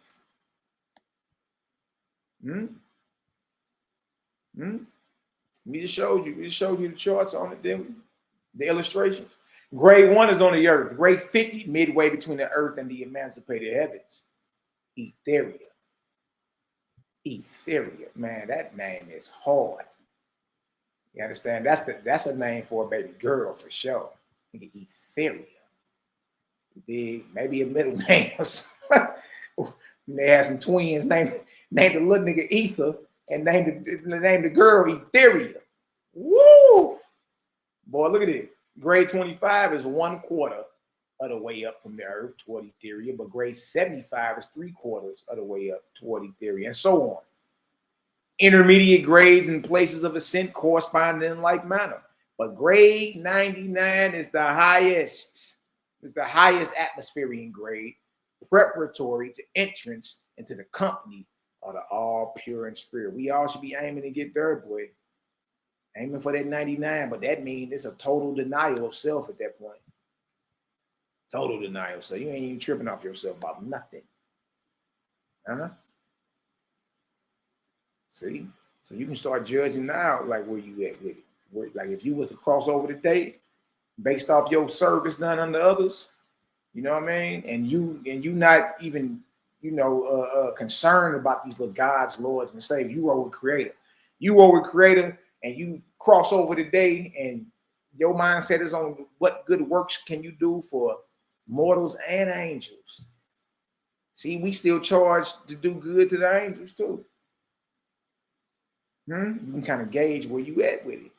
You know, if you a 50-50 brother or sister, like, man, half the time I got to look out for me, the other half I got everybody else. That's cool. We got to start somewhere. Grade 50. You going to the 50s. You going to the 50s. Nigga, I'm from the 50s. Or, grade 75. Like, all right, well, you service yourself 25% of the time. You got some things you got to take care of, bills to pay. You know how it's life. Right? But you can spend 75% of your time doing good toward others. If you was to cross over today, you're going to land in the 70s. You're going to land in the 70s. And I'm from 75. And grade 99, man, if you just like, look, I got it to where I ain't even tripping off me. Everything I do is for the salvation of somebody else. Every breathing moment of my life, this is what I'm on. You did. Well, guess what? You from the 90s. If you was to cross over today, you did. Guess where you'll be at? You'll be in the high. You'll have the highest atmospheric grade, and this is the plateau your spirit will be dwelling in or on until it's time for graduation or resurrection or ascension. It did. So this is the earth, and this is the heavens of the earth, known as the atmosphere. But outer space is called ethereal. Those are the heavens outside of the earth. See? So now you can practice, you can see this stuff. Like, it's different when you try to draw it in your mind, but a simple illustration at times goes a long way. It does. It goes a very, very long way. So now you can kind of gauge yourself, say, dang, I ain't no selfish dude. You know what I mean? I spend most of my time actually helping others. I spend most of my time, pouring into everybody else. They ain't concerned about me. Well, where you will be landing when you cross over, you may be up in the 70s or the 90s. Real spill. You did, but wherever you land at, there's always opportunity to resurrect, graduate, to ascend. Dig, all you got to do is get your grades up. How do you do that, Malachi? By getting out there and doing righteous and good works to others. You dig? And in your spirit, you already know what you're supposed to be doing. You don't got to lick your fingers and flip through no book. You already be knowing, okay, old lady across the street need help getting into her house. Let me help her out. You know what I mean? Dang, you know what I mean? Little girl right here, all he needs is a little something to eat. Let me go get him something to eat. I got it. Go get him something to eat. You see? So you should be looking for every opportunity to do something good for somebody, right? It's helping you in the end. you ain't doing it, but you benefiting from this. You know what I mean? In every way, shape, form, or fashion. Get your grade up, boy. Learn your lessons and get your grade up around this piece, around this junk. All right, let's get back to it. This information be, you say, baby's kids. Oh, man. I remember that movie back, that animated movie, Baby's Kids, back in the day. Funny. All right, where we at? All right, look at this. Verse 15. Now, this is something that need to be known, too, because you got some people that saying, well, that's all I got to do. No, watch this. It get deeper. Look at this. But good works alone are not sufficient to attain to the highest grades. Hear that? Good works alone ain't enough to get them high grades, boy. For they require knowledge and capacity to unfold others. Yeah, you gotta like the charity or the good works that you're doing, really, the people that you're doing them to, they really gotta change. You feel me? In behavior and speech, and they gotta be a growth. It gotta be a constitutional growth from the core type. Yeah. So to get the higher grades, it ain't just like you doing something good for somebody. It's that plus like you're really changing the overall mindset of the individual you're doing it for, right? Like you ain't just giving him some food, you showing him how to go get his own food. The knowledge and capacity to unfold others. Look at this. To accomplish which those of the higher grades shall often return to the lower and learn to lift them up. For this is what calls the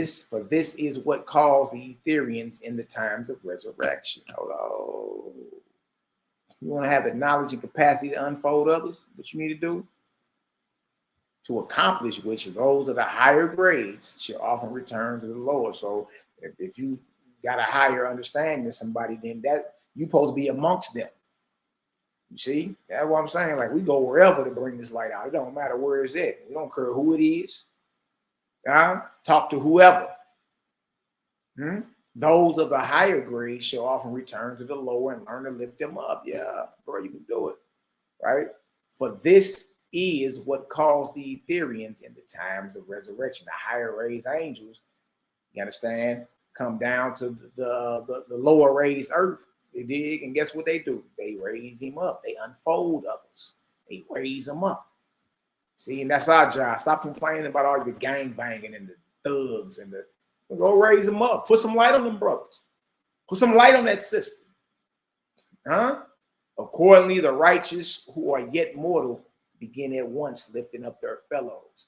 Accordingly, the righteous who are yet mortal begin at once lifting up their fellows. Which labor, which work is to the spirit, as exercise is to the mortal body, that which gives strength. So you laboring to raise somebody else up in spirit is equivalent to you going to the gym working out, which gives you strength and endurance. See, so you benefit in every way, shape, form, or fashion. Raising somebody up, putting that light on them. You see that? You see that? 19.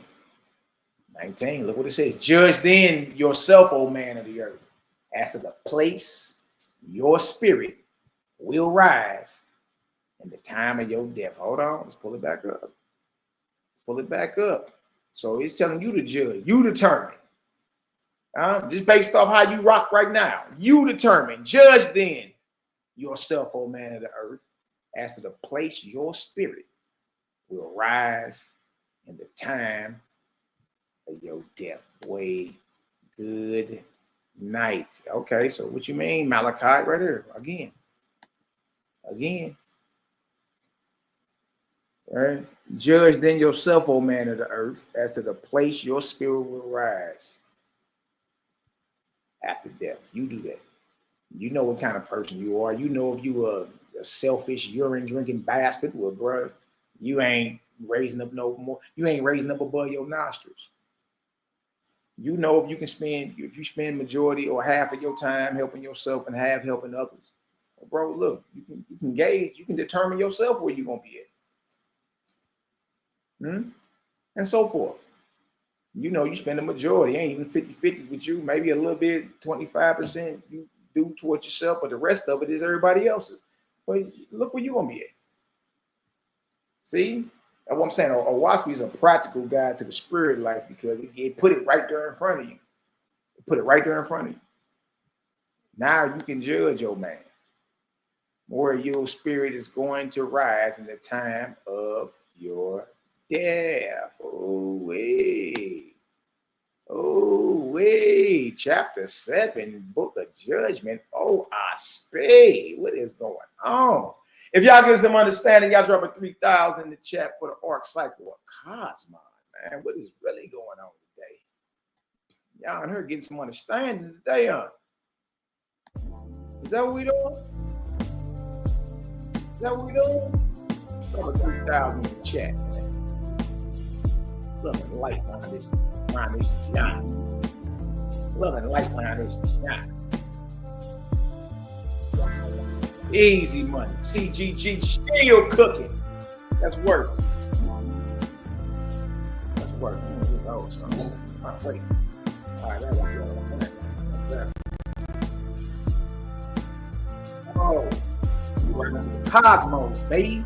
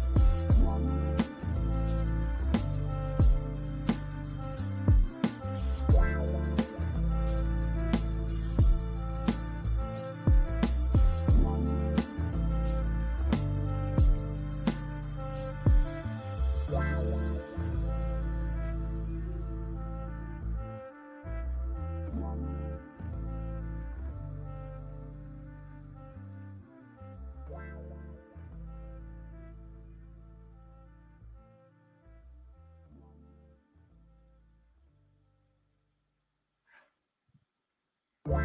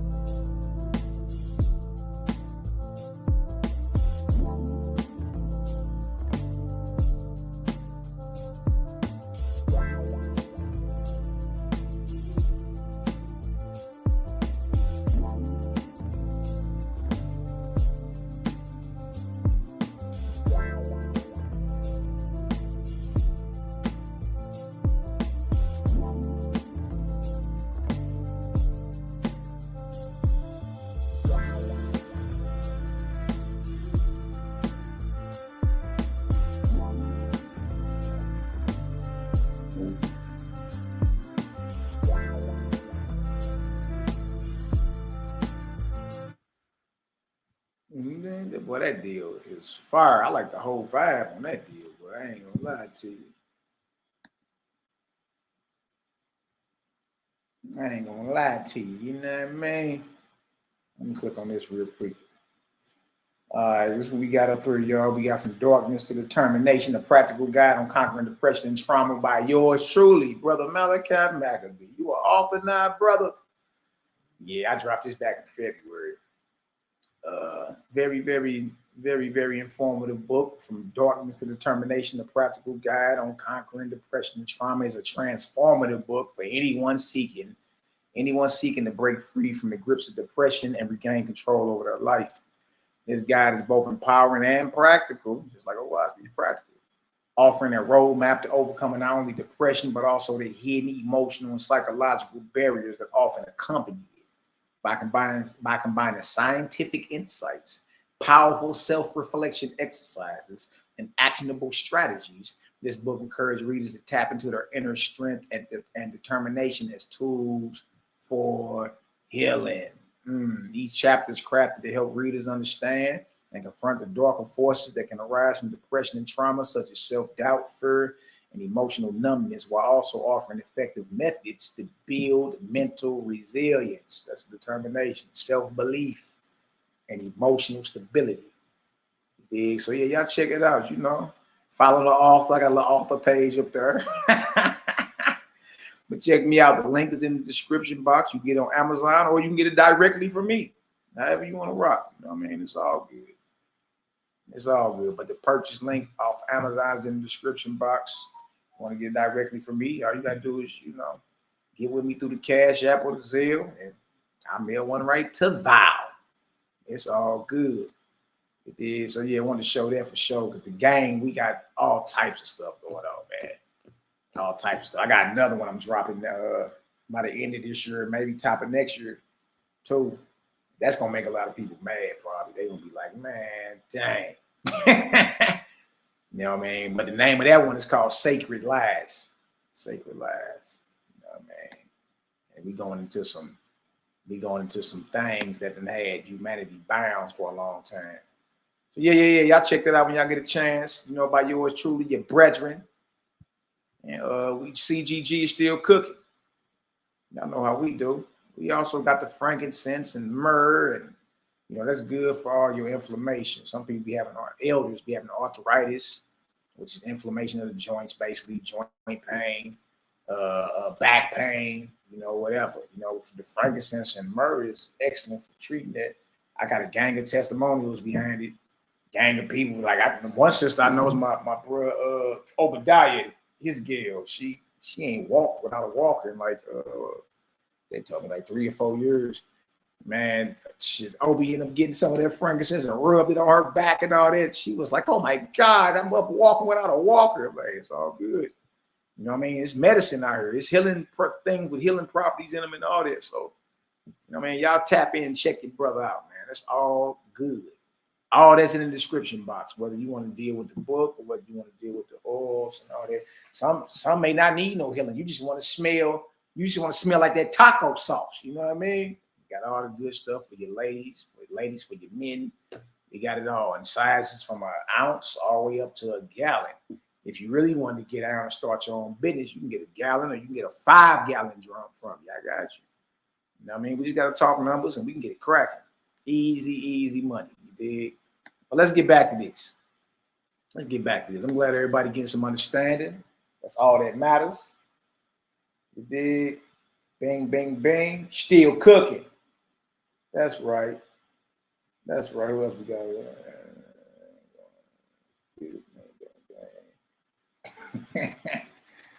What's going on around here, man?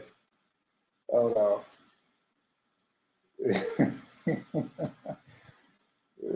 That's what y'all, man. All right, so let's get into this chapter 7, Book of Judgment. Oh, I speed, body blow. A man may be wise as to books, philosophy, mathematics, poetry, and great learning, and yet be what, y'all? Low in grade as the spirit. Stop it. These is everybody you claim, you know. Everybody that you claim that's successful, basically. Oh, he's a successful brother in life. So just because man deem you as successful, don't mean you got a high spiritual grade. Look at that. A man may be wise as the books, philosophy, mathematics, poetry, and great learning. That's somebody that's very, very successful in the world's eye view. I mean, bro, if you were wise according to mathematics, boy, you was a mathematician. You doing all types of stuff. You prophesying and designing spaceships. So in other words, you can be wise in this world and still have a low spiritual grade. So we got to stop that, looking at people just because society looks at them a certain way. Because society exalts you and how you thinking certain people just, you know, man, that mean your smartest people, Donald Trump, Stephen Hawking, you know, all your entertainers and all that. Yeah, you may be wise to, you know, wise according to this world, but your grade and spirit is low. Huh? You in grade school still. Huh? And you running around this earth like you just living high on the proverbial hog. You living high on the hog. You ain't worried about doing good to nobody. You good. You straight up. Low in grade, though. Very smart. Master of the King's English. But low in grade. Look at this. See, the spirit world is totally different. You can't get that off.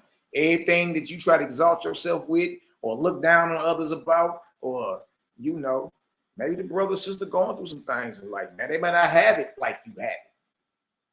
You know what I mean? Sometimes you got to play them cards you dealt, player. It's just what it is. No complaints, no nothing. It's just what it is, right?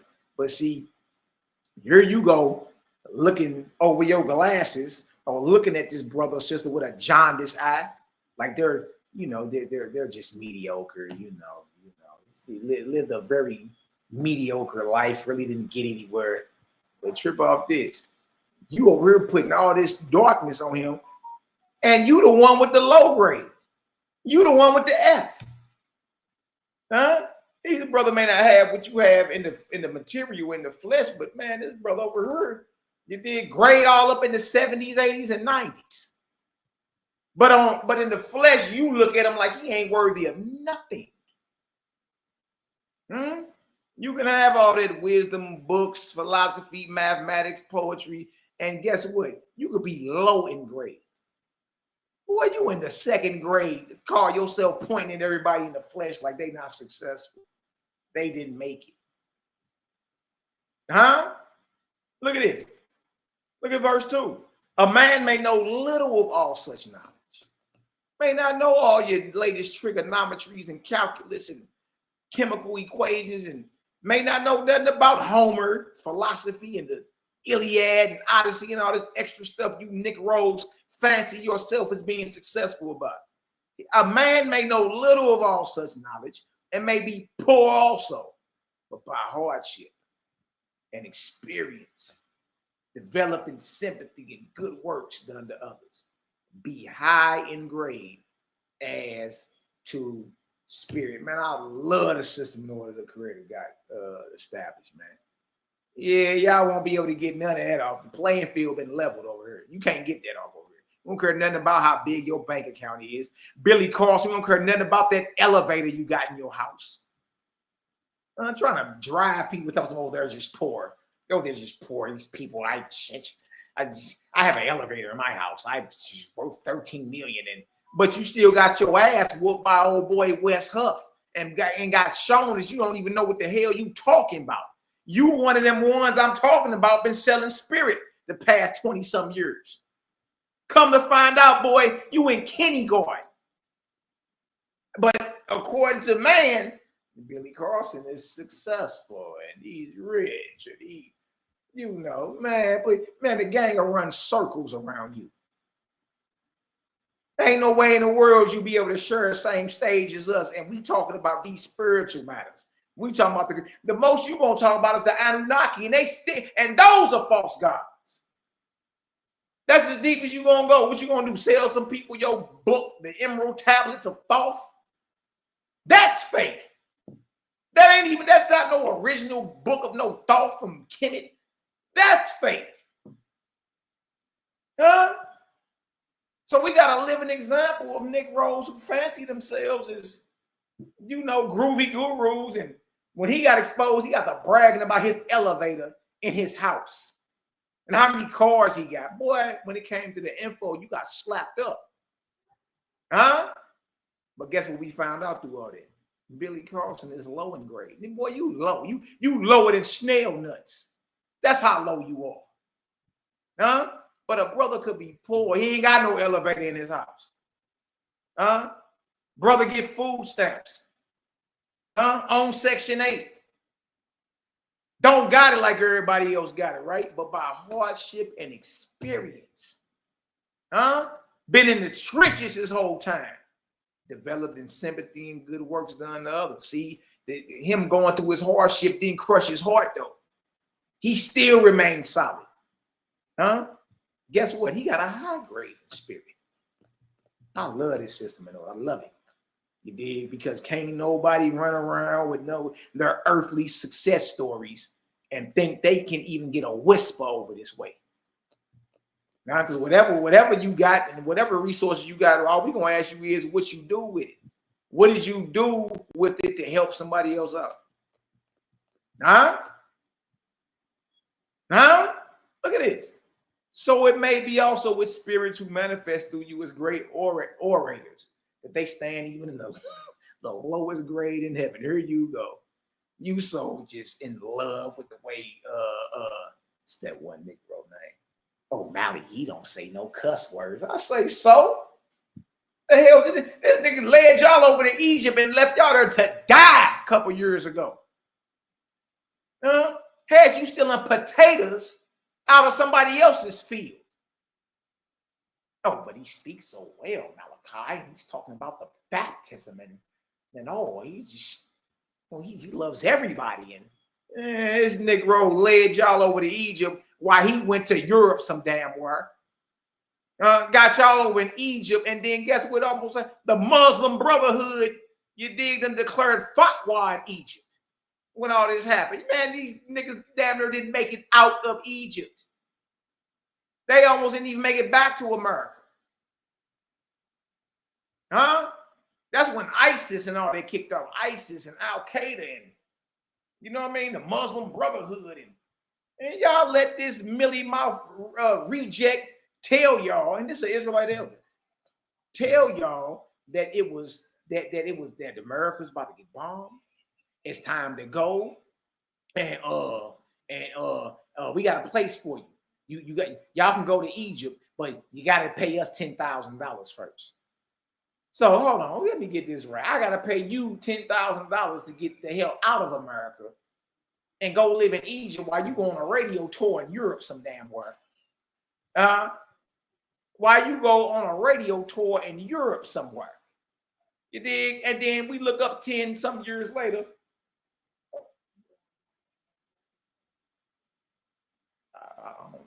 Okay, yeah, I guess so. Yeah. Dang, made me lose my wisdom color. But yeah, had y'all go over here to Egypt. You know what I mean? Lost everything, almost didn't make it back to America.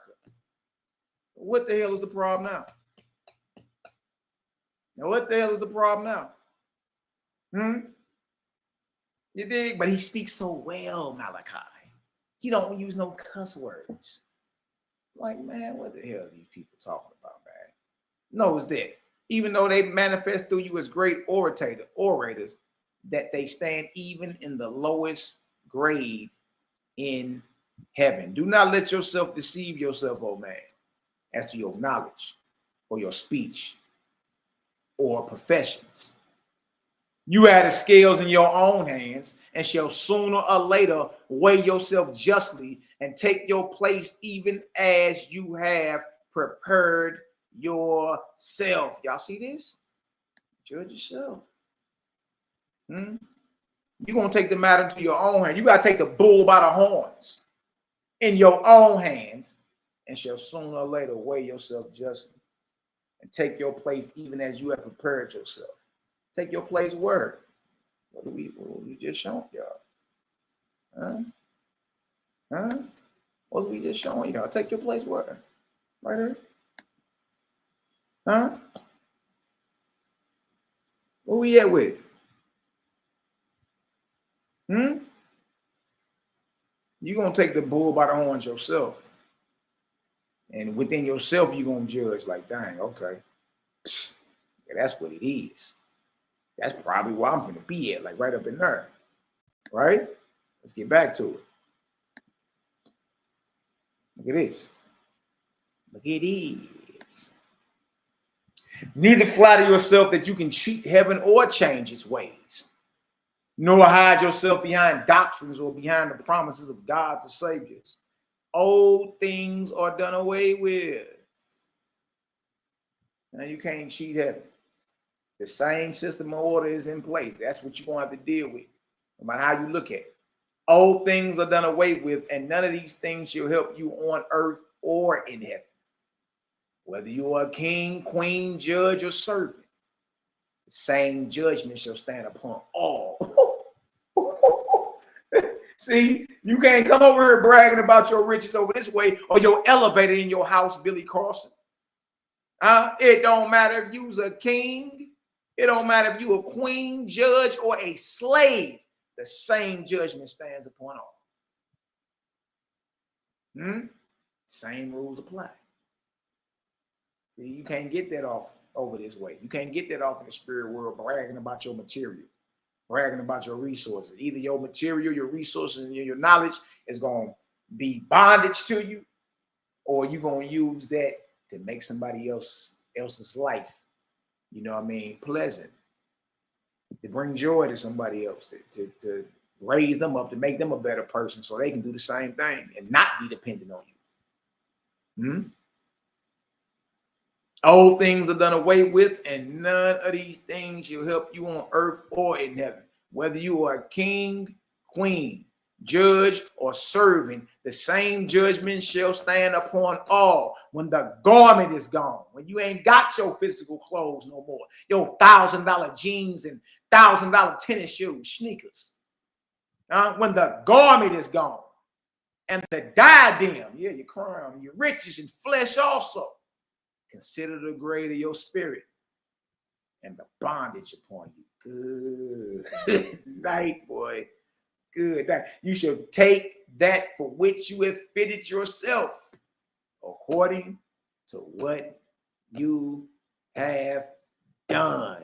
Oh, if you get some understanding, drop a 4,000 in the chat. Y'all, give me a second. I need to make sure I got my past situated. once I get a thought for it. Give me 1 second. But man, look what it says though. Look what it say. Huh? When the garment is gone, the diadem and riches and flesh also, consider the grave of your spirit. You ain't even considered that. You ain't even that about 99, 50, about 60, 70, 80.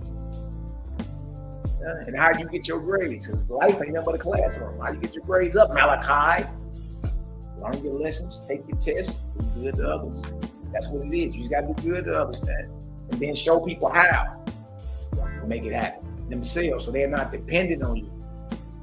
Right? It really ain't no good you giving somebody something to go feed themselves, but you ain't showed them how to go get the money themselves to feed themselves. So tomorrow he coming back asking for some money. The thing is to do good unto others to where they're not depending on you. That's, you don't want that. You don't want that. You know what I mean? Got 4,000 in the chat. We all good. Give me 1 second, fam. CGG still cooking, baby.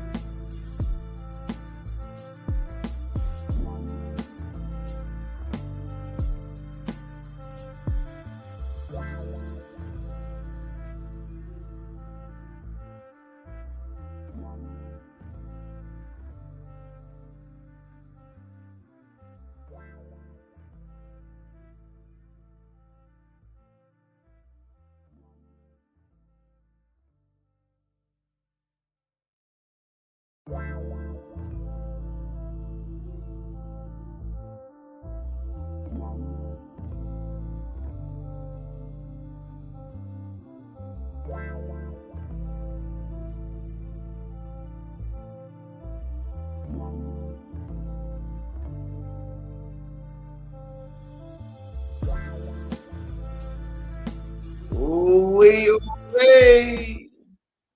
Yes, sir. All praises, glory, and honor to the creator, the God's maker, the maker of suns, moons, and stars.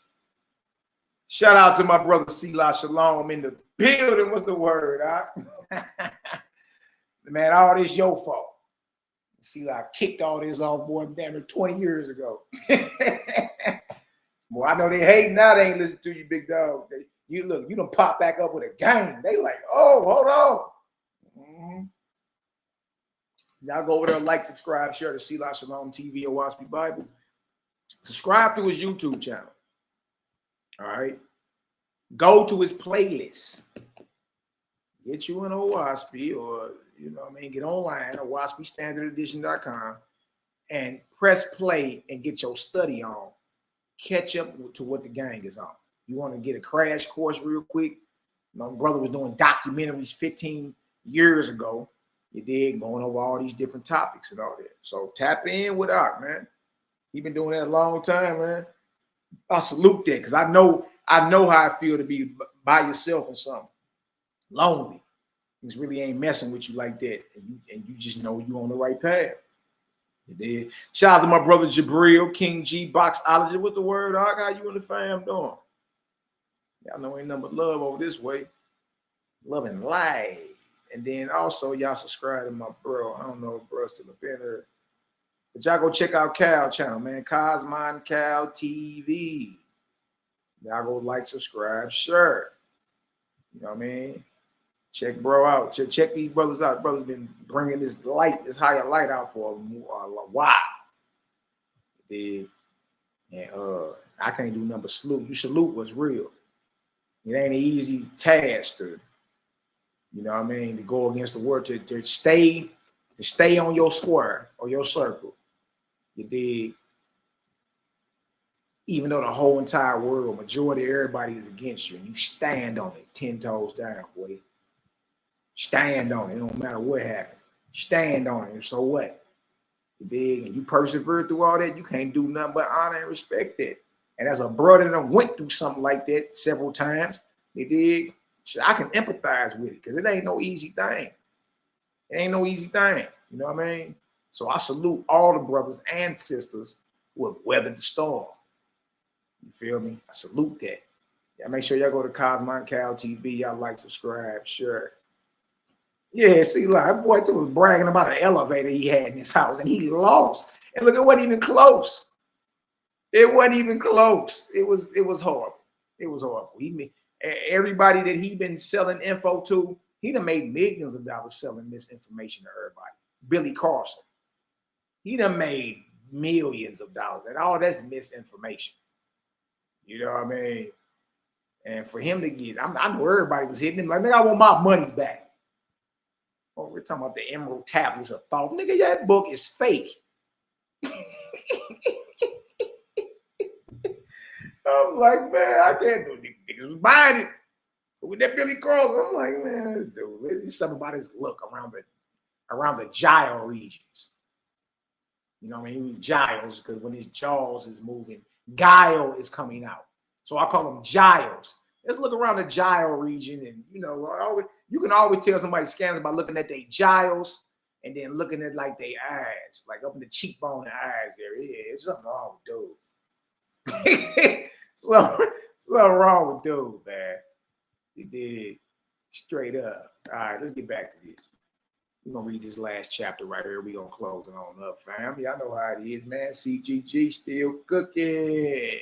Still cooking. All right, let's get back to it. Very practical. Very, very practical. And y'all, you dealing with the most feared book in the conscious community right now. It's Owaspy. And then we read earlier where he said, don't think that my only revelations is in this book. We ain't, so we not bound. The credit game, we're not bound to anything. It just so happened that Owaspy has the higher light right now. It does. I'm speaking with brothers who know Bible backwards and forward. If it wasn't of if it didn't hit harder, I wouldn't say it. Y'all know me. I'd be like, oh hell no. Nah, that ain't nowhere near it. But no, that deal, it hit. You dig? And there's nothing to be afraid of. It's not like the revelation is taking you to the damn devil and have you drinking blood and killing babies and chopping off goat heads. All the stuff you already read about, right? All the stuff is already in, within the pages of the scriptures. This ain't even talking about none of that. It's saying that the Creator never ordained none of that. That ain't what this is. This is about love, life, liberty, and happiness to all without the sacrifice, the murder, the bloodshed of any, without the worship of any God, Lord, or Savior. You see? And if it ain't that, what is we out here doing? That's all I'm saying. Like, what is we doing if it ain't that? Ooh-wee. Make sure we on point real quick. We're gonna end it with this last chapter 8. And then what we're gonna do is bring back a part 4, get into chapter 9. This book of judgment go hard though. And it's a lot of chapters in here. This deal go hard. Like, dang, I ain't even know. You know what I mean? Look at this. Chapter 8, verse 1, the book of judgment, chapter 8. Oh, I speed. Headshot. Look at this. Look at this. Look at this. Hold on. Hear my words, oh man, and consider the justice of your Creator. Hold on. These are my exhibits, which I place before you so that you shall not err. Huh? You go through and see these things all the time. So that way you can make a right decision, right? Look at this. Look at this. And if you are a rich man, Billy Carlson, and if you are a rich man and adorn a city by donating a park with statues and pleasure walks, hoping by that to glorify yourself and be praised by men in this, yourself buries you in the first resurrection, and the act lowers your grade instead of raising it. Oh no, Malachi, what are you saying, Mally? You can lower your grade. You can, just like you can raise your grade, you can lower it too. You can lower it too. Huh? You can lower it too. And you a rich man, so what you do? You just, you start decorating the city and start building parks and putting up statues and pleasure walks. You can hold hands and tiptoe through the tulips with your bow. But all that was done to glorify you. And then, be praised by men. Well, yourself buries you in the first resurrection.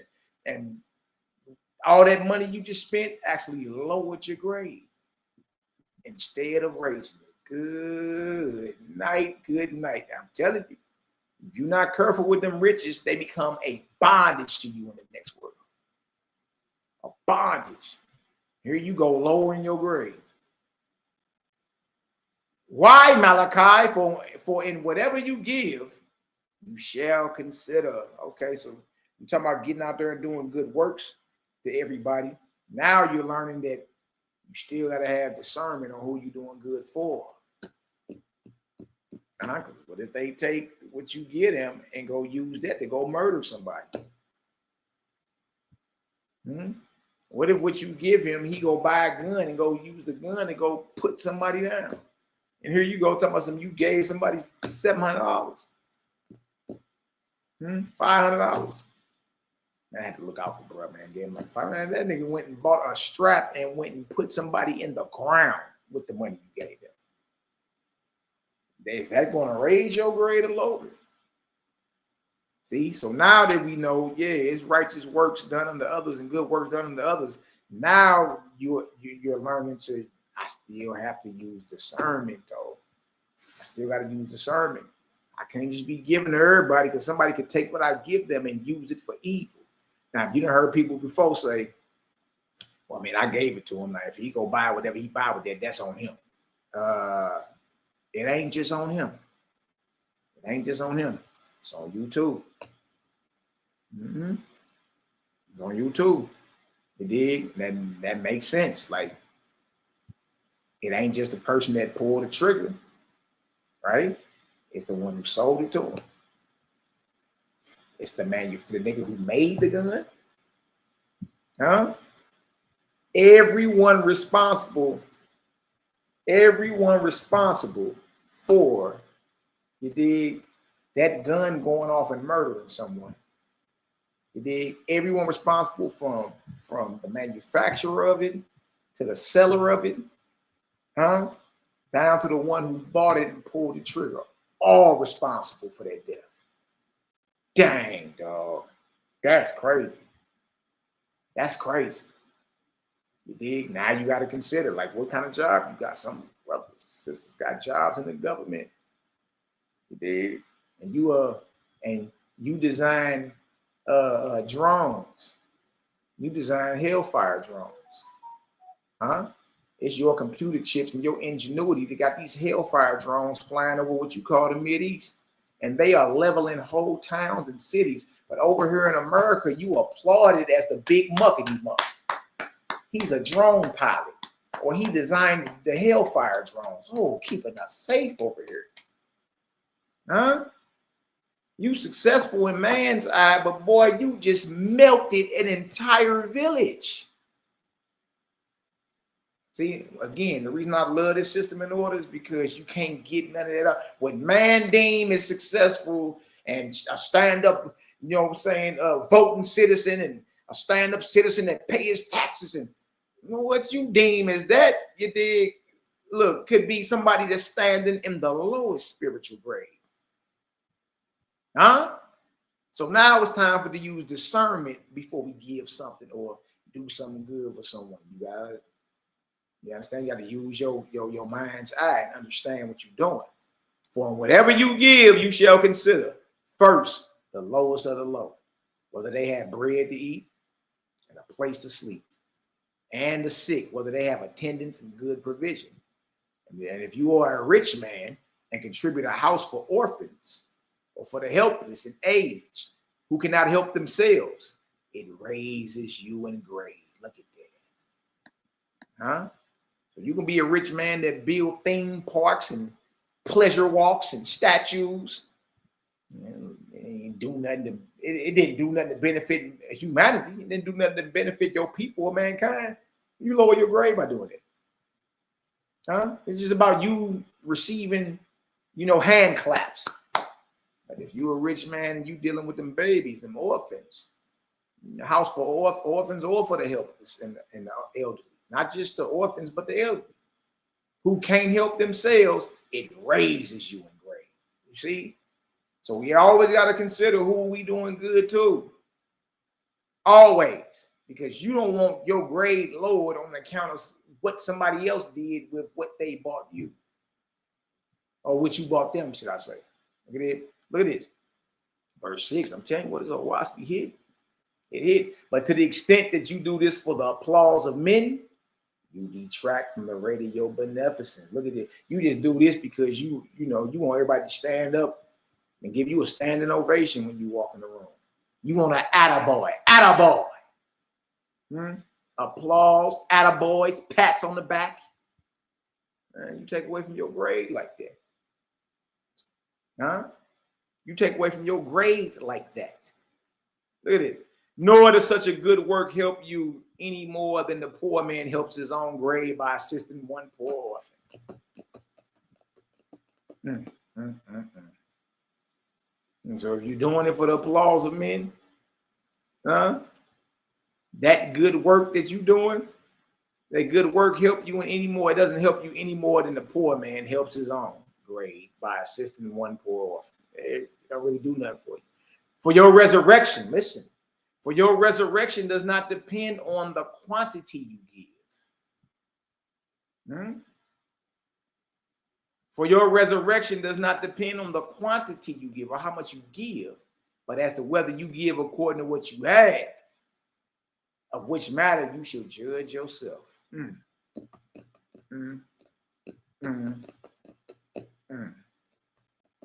ain't about the quantity. It's based off what you give and based off what you have. Because a rich man can give way more than me. Your resurrection does not depend on the quantity you give, but as to whether you give according to what you have. Of which matter you shall judge yourself. For he who gives a penny may be raised up more than by more. Read again. For he who gives a penny may be raised up more by doing so than he that gives 10 times 10,000. That's 100,000. You mean to tell me somebody can give a penny to someone and raise his spiritual grade up more than somebody who gave somebody 100 racks? Boy, leave me alone. Leave me alone. That's all I'm saying. It's like, because that's what's gauged today as if you're successful or as if you a stand-up citizen, or if that's what's gauged today. That right there. How much you have, how much you can accumulate, how much you can hoard up. A person that can give a penny and be raised up more than somebody who gave 100 racks. Wow. If y'all understand that, drop a 5,000 in the chat. Drop a 5,000 in the chat if you know that a poor man that gives a penny can be raised up more than a rich man that give 100 racks. Drop a 5,000 in the chat. Oh, wait. Oh man, what is it? All right, look at this. Look at this. So we gotta always be mindful of what we're doing and who we're doing it to. All right, look at this. Oh, this is practical. Practical. Look at this. Verse 10. A certain rich man being converted from the desires of earth went about casting his money freely in the streets and in giving to all those who asked him for sons. So this cat, he go around like the what was that? What was that? What's the story with my money making Mitch? You know about Rich Porter and them coming out of Harlem and Cameron and all them. You know, remember them cats was hustling so much that they would take a knot out their pocket. You know what I mean? $5,000 and just go around the corner and just throw it all up in the air and let everybody run around and grab it, right? That's similar to this. This cat is just giving money to whoever asks him. He don't care nothing about that. He giving money to whoever asks him. He's a rich man, but he cares nothing about his riches anymore, right? So you would say, okay, well, that's good. Huh? That's good. He giving his money away. Look at this. But look, what did they do with it? And some gathered it up and fed and clothed themselves. They took the money he gave and they did something solid with it. Let me eat and let me put some clothes on. Others took it and went and got drunk and became worse than before. Huh? The measure of righteousness of that man's behavior was not in giving what he had to the poor, but in the good and evil that came of it, being weighed as to which outbalanced the other. Good night, boy. See, it's deeper than this. You giving away. What is the good and evil that came from what you gave? And does the good outweigh the bad that happened? And whether he lowered the grade of those who received this money or where he lowered a greater number than he raised, there his act of casting the money away was a judgment against him. Bag drop, boy. And he a rich man. I'm pretty sure he was sincere. It was like, man, I don't care nothing about this money. I'm just going to give it away to whoever and just fall back. That ended up being a judgment against him. And he gave all his money away. Why? Because the act of him just randomly giving all his money away to whoever without any type of discernment, you dig, was a judgment against him. Why? Because those who received his money, the majority of them went and did something that was contrary to the will of Creator, contrary to what we supposed to be doing, moving in righteousness and all that. So since they did something contrary to what was right, it lowered everybody's grade, and it was a judgment against him. That's a judgment against you, Jack. Huh? That's a judgment against you. Easy money. Easy money. Say what's up, pretty nice, man. I don't know. I beg to differ on that. Like, he looked smart because Billy Carlson is not who y'all think he is. He's not nowhere near on no type of level. He's just been selling misinformation for a long time, talking about aliens and grays and Anunnaki and all that. Wes Huff really ain't that deep either. That's just my personal. Like, nah. He just was more knowledgeable in that topic than Billy was, and he knew it. As a matter of fact, crazy part about it, they partners, they homeboys. So he knew it. You know it. Look at this. Look at this right here. Bang. Bang. They say he who gives, saying, "Hear you, beggar," does a good corporeal, physical act, but an evil spiritual act. So here you go. You got to watch that too. You over here giving stuff away, but you're demeaning people. Here you go with your broke ass. Man, take some money with your broke ass. Nigga, man, let me tell you something. Like, come on, bro. He who gives, saying, "Hear you, beggar," does a good physical act, but an evil spiritual act. He lifts up with one hand, but knocks down with the other, or injures with his tongue.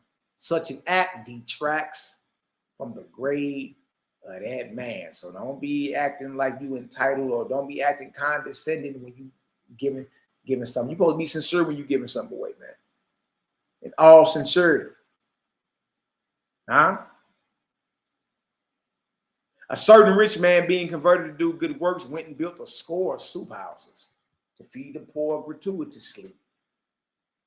And all the poor people of that town went to them and were fed. But the next year, behold, there were twice as many poor. And the rich man built another score of soup houses, and they were all fed.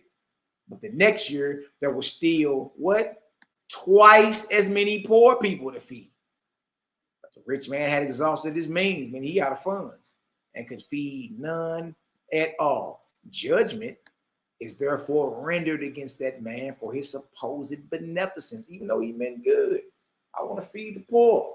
But you notice that it's more and more poor every year. They're becoming more and more dependent on you.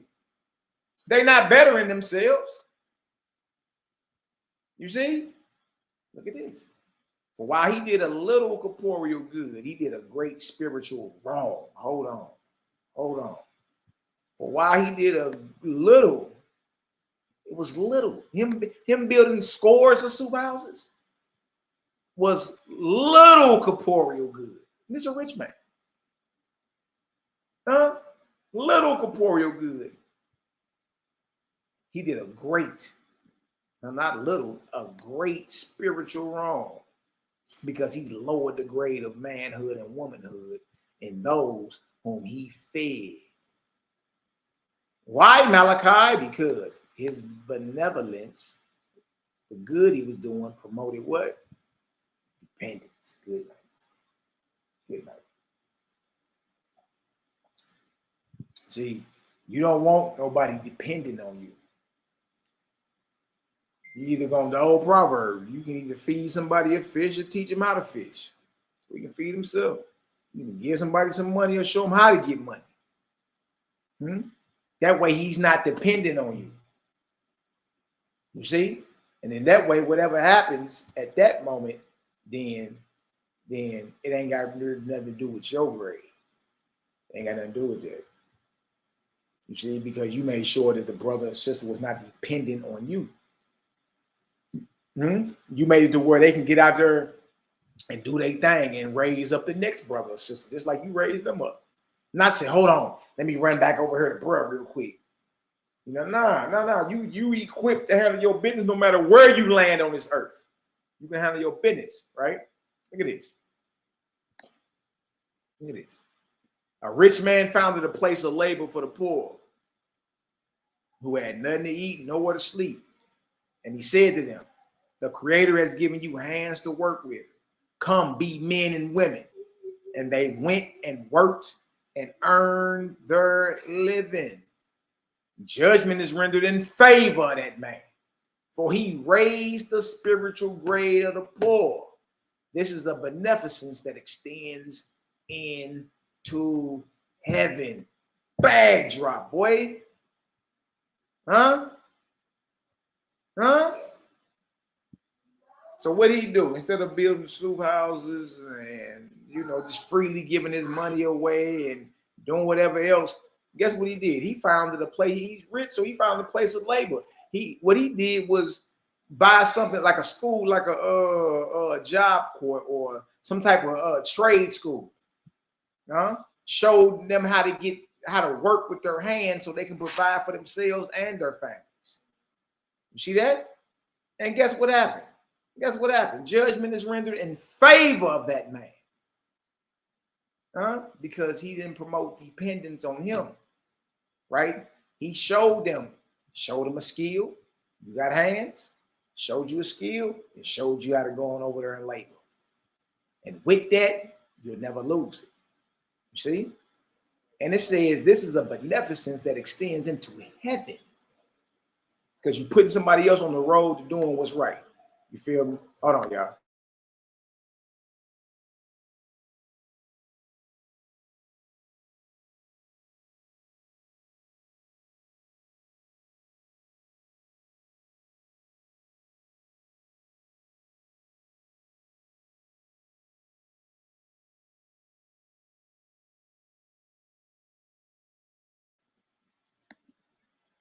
Oh, wait. Look at this. Get back to it. All right there.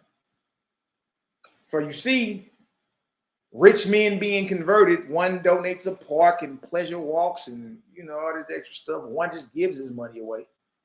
Throw it everywhere. You dig? And you see each instance of the rich man doing that, it took away from his grade. It took away from his grade. But this rich man founded a place of labor, a trade school. You dig? Taught men and women how to work with their hands. And guess what it did? It increased his grade. And it says that labor that he did extends into heaven. That's what we want to be at. You don't just give somebody some money, show them how to make their own. Don't just give nobody no food, show them how to make their own and grow their own. You see what I'm saying? That way they're not dependent on you. Other cat was building soup houses. But again, the amount of the hungry and poor doubled every year to where he ran out of means to even buy more soup houses. You dig? And guess what happened? It took away from his grade. Even though he meant good by it, it took away from his grade. Why? Because it promoted them. It promoted dependence on him. Because they got to come back every day to get food from him. You dig? But this one founded a trade school. Judgment is rendered in favor of that man, for he raised the spiritual grade of the poor. This is a beneficence that extends into heaven. Dang, that's hard. That's hard. Look at this. Let your charity be to the sick and helpless, but be wise in directing the able-bodied to help themselves. Let your charity be to the sick and helpless. And it says it's wise for those who are strong enough and able-bodied to get out there and work with their hands. Hey, it's time for you to help yourself. Get on up. What are you doing? For all charity tends to lower the self-respect of the receiver and cast him lower in the grades in heaven. For all charity tends to lower the self-respect of the one receiving the charity and cast him lower in the grades in heaven. Certain ones depend on alms, not having either sickness or strong bodies. Nevertheless, if they were aroused, they could support themselves. When you give to them regularly, they depend on you. These become beggars in the lowest grades in heaven. Good night, boy. Look at this. Look at this. All right, that which you give them accounts against your own grade. It is better for you and for them if you arouse them from their degradation. You in the declension. You falling backwards. To do this tenderly and mercifully is a great virtue. To do it cruelly is a great crime. Yeah. So you need to, because really when you over here, nigga, your nuts gonna roast forever if you keep, man, bro, people don't do nothing but resent you more. Sister, are you wearing pants? Oh, the Lord, you gonna bust the bottom of hell wide open. Nah, man, whenever you raising anybody up, do it tenderly and with mercy. Because when you get to acting like that, judge, jury, and executor, people don't do nothing but resent you more. And knows what it says. That's a great crime right there. Right? It's a delicate situation. You need to be using tenderness and mercy to raise somebody up. Do not consider so much what you can do to raise your own grade. Do you hear this? Do not consider so much what you can do to raise your own grade, but what you can do to raise the grade of those within your reach. We shouldn't even be concerned about ourselves. How can I raise that brother, that sister up, man? Yeah. What can I do to make it to where they're not even dependent on me? What can we do, or what system can we come up with to get rid of poverty, crime, diseases, homelessness? You see? Dang. Remember, all men and women are your brothers and sisters. Remember that, Israelites. All men and women are your brothers and sisters, and you shall labor to make them to make them make themselves a glory to the Creator. If you got some understanding, man, y'all drop a 12,000 in the chat. Y'all drop a 12,000 in the chat for sure. Y'all drop a 12,000 in the chat, and I want to share something with y'all before I get up out of here. Man. Yeah, I don't know why them notifications don't be coming out, y'all. This is what it is. I don't know if they got your brush shadow banned or what, but we back cooking it on all. We back bombing. Just share it out best way you can. All right, I want to share this with you. Shout out to my bruh for putting in all that pain a long time ago. You feel me? Shout out to everybody in the chat, man. Love, light, balance. May the Creator evolve, continue to guide all y'all. Let me share this real quick with y'all, real quick. And then we ease up out of here. You know what I mean? Shout out to the homie C-Live Shalom. What's up, bro? And shout out to the homie C-Live Shalom in the building. Part 5, what is the heavenly kingdom? Question and answer series 101. Y'all, this was made 12 years ago. Bro was on this 12 years ago. Here, let me on this one. Before that, I'm just saying the video was like 12 years old, I think. Let me see. Yeah, 12 years ago. Yeah. Let me see something real quick. Hold on 1 second, y'all. How is this working? Oh, okay, I got to go back in and reshare. That's what I got to do. Hold on. Okay, bang. All right. Make sure we got the share audio on. See, it ain't on that one. You got to go that way. Yeah. Okay. No, I wasn't tripping. All right, this right here is like a 13-minute video. This is gonna take us on out of here, but listen to this though. Get some understanding. A lot of people talk about the heavenly kingdom or the kingdom of heaven, but can't tell you what a heavenly kingdom is. All right, don't worry about it. Waspy is the decoder. Decoder, man. Nothing to be angry about. All right, let's go ahead and cook real quick.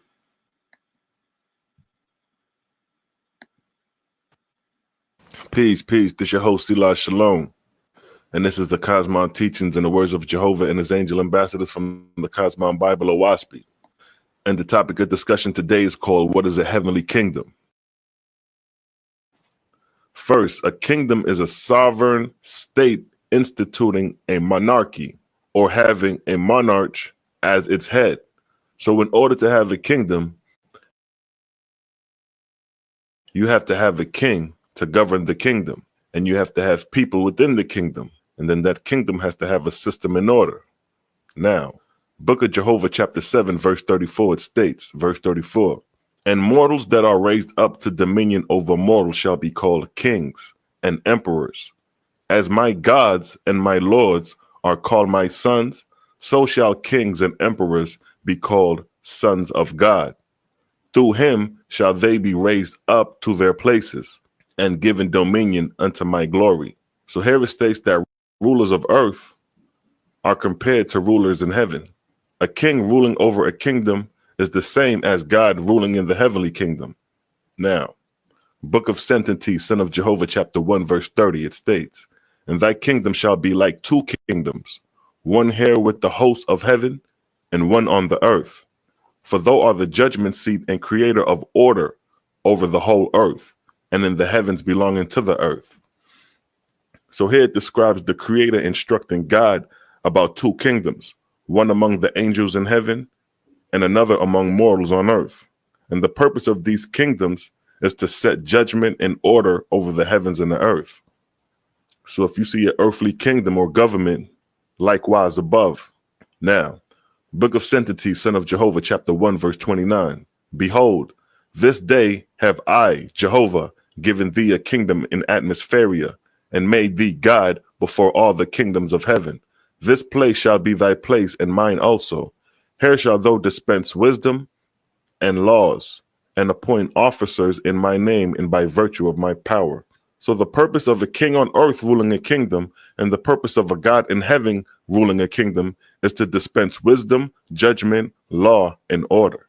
This is the purpose of both kingdoms on earth and in heaven, as above, so below. So our very earthly government is a parallel example of the heavenly government.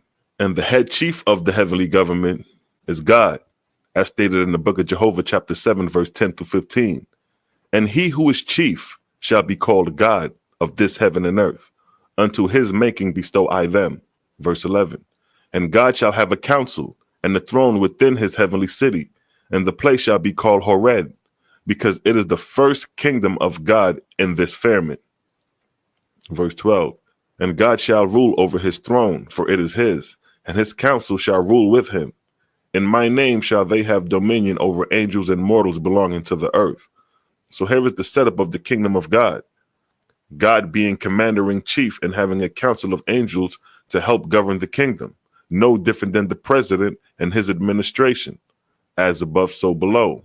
And God receives his messages from the Creator, or through higher angels in rank above him, through the Creator.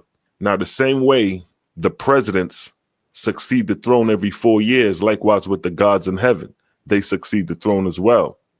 As stated in the book of Jehovah, chapter 7, verse 14 and 15, it states, verse 14, and God and his Lord shall have dominion from 200 years to 1,000 years or more years, but never more than 3,000 years, according to the reign of light, or Dan, into which I bring the earth. So shall be the term of the office of my gods and my lords. Verse 15. And God and his Lord shall raise up officers to be their successors. By him and them shall they be appointed and crowned in my name.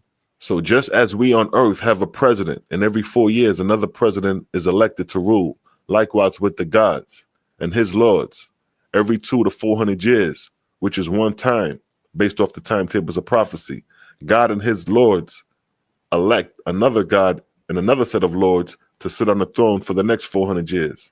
And this takes place 7 times within an arc cycle of 3,000 years. And in the book of Divinity, chapter 1, verse 6 and 7, it states, wherein Jehovah provided that no man could be a king forever, but must give way to a successor, even so in his heavens, provided he also unto his gods and lords for successors at certain periods of times. Verse 7, that the way might be open for the everlasting resurrection of all men, whereby all who choose may in time become also lords and gods for the countless worlds that now are and shall yet be created. So here is showing you that we become lords and gods as we mature in the spirit world. So it's showing you from the physical terrestrial plane, we're getting the experience on how to run an earthly government. So when we cross over and inhabit the spirit world, we'll have an idea, being that we have the experience of on earth on how to run a physical government. So when we cross over and enter these realms, we can relate and correlate somewhat when we enter the heavenly government or the heavenly kingdoms. Now I'm going to break down the term, the brides and bridegrooms of God. In the scriptures in the Bible, you may hear the term, the brides and bridegrooms. Like in the story of Christ, it gives you a parallel about the brides and bridegrooms. But here's the actual essence of what that term means. The book of Jehovah, chapter 7, verse 16 through 17, it states, verse 16, at the termination of the dominion of my God and his lords, they shall gather together in these my bound heavens. All such angels as have been prepared in wisdom and strength for resurrection to my Etherian kingdoms, and these shall be called brides and bridegrooms to Jehovah, for they are mine and in my service. Verse 17, and to God and his lords with the brides and bridegrooms will I send down from Etheria ships in the time of light, or Dan, which is every 400 years. By my Etherian gods and goddesses shall the ships descend to these heavens and receive God and his lords with the brides and bridegrooms and carry them up to the exalted regions I have prepared for them. So here is the definition and the meaning of the term brides and bridegrooms, which are angels, spirits of the dead, that have passed through the first and second heaven, abiding in the third heaven, being ready to be delivered into the Etherian kingdoms outside of the earth and her heavens. So every 400 years within an arc cycle of 3,000 years, this occurs, and 7 times in a full arc cycle. So that's the meaning of brides and bridegrooms, angels who are ready to ascend into Etheria. Now, these times happen at appointed times called harvest times, as stated in the book of Jehovah, chapter 7, verse 18 and 19, verse 18. And all such as ascend shall be called a harvest unto me through my God and Lords. And the time of my harvest shall be according to each dan, or time of light, which is 200 years, 400 years, 600 years, and 500 years. And these shall be called my lesser cycles, because they are the times of the tables of prophecy which I give unto my servants. See, if you was reading this Owaspi, you'll be receiving these timetables of prophecies which he give unto his servants, which is anybody who would take the time out to receive it. Now, verse 19, but at no other times, nor in any other way shall my harvest ascend to my emancipated worlds in Etheria. 7 dans, or 7 times, which is 400 years, have I created for each and every Danai. A Danai is a time period of 3,000 years. And 6 generations of mortals have I given unto each Dan. A generation is a time period of 33 years. So you could work out mathematical equations here. So a harvest is when all the spirits of the dead that rise up out of the earth passes through all the grades, the first heaven, the second heaven, and are abiding in the third heaven as brides and bridegrooms with God and his Lord gods and lords during his reign. And at the appointed time, which is every 400 years, being one time, is when the harvest takes place. A time is considered a subcycle or a lesser cycle within an arc cycle of 3,000 years, where Jehovah gives his appointed harvest times into the emancipated heavens, Etheria. The term Dan means time of light and comes at the beginning of every 400-year period. So here I'm showing you that Jehovah is dealing with system and order when it comes to his harvest times. Things are not just running out of order. You just can't ascend to heaven whenever you want. You got to prepare and understand that when the harvest time comes, you could ascend, or if you're not ready, you'll have to wait to the next ascension time or harvest time. That's how the order is ran. And just as we on earth keep an earthly record of the accounts of events in government or in the kingdom, likewise with the heavens. As stated in the book of Jehovah, chapter 8, verse 1 and 2, Jehovah said, and God shall cause a record to be kept in heaven of his dominion and his lords, and he and they shall enjoin it upon their successors forever to keep a like record. Verse 2, and in the times of my harvest, as I explained a second ago, a copy of these records shall be taken up to my Etherian kingdoms and filed with my Orion chiefs and archangels in the roadways of the travel of the great serpent, for their deliberation as to the progress and management of their inhabitants of the earth and her heavens. So here it shows you the manner of how the records are kept by the gods. And at the appointed harvest time, being periods of 400 years, the records for each god is carried up and filed with the Etherian angels in charge of that arc cycle. And based upon the records, the Etherian angels will determine what is necessary for the progression of mortals and angels belonging to the earth and the heavens for the next harvest period of 400 years. So these 400-year subcycle leads up to the 3,000-year cycles. So again, here is showing you that everything is recorded and filed. Now, Book of Sentences, son of Jehovah, chapter 2, verse 19 and 20.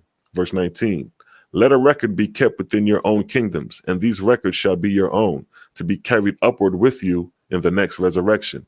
Verse 20, and yet ye shall have a record jointly with me, separate from your own record, pertaining to your kingdom's relations with mine. So here God instructs his lords to keep a record of their reign, to be conjoined with his record. So this goes to show that there are records among the angels in the heavenly kingdom. And this should answer your questions on how Owaspi came about, showing you that the information in Owaspi came from the heavenly records, filed by the gods and their successors. And I'm going to leave it out on this. God's first book, chapter 28, verse 1 through 3, God said, be wise, O man, in the words of thy God. My records come not up out of the ground, nor from the books of mortals. Verse 2, I open my heavenly libraries and find my living sons and daughters who once trod the earth. Verse 3, their light I recast down again to mortals in a stream of fire, and lo, my words are rewritten. So here God reveals that his records do not come from mortals, but the libraries in the heavenly kingdoms. So when people understand that Owaspy was channeled, automatic writing, that's coming from the spirit world directly. And the information itself came from the heavenly records through the lords and the Lord gods and through God under the commandment of the Creator, because it was time for man to know these things. And he who receive it shall receive it. He who don't receive it will not receive it.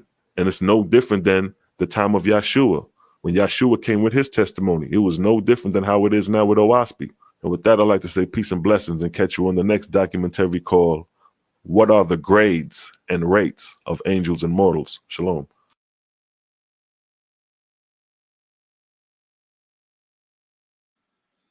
Ooh-wee.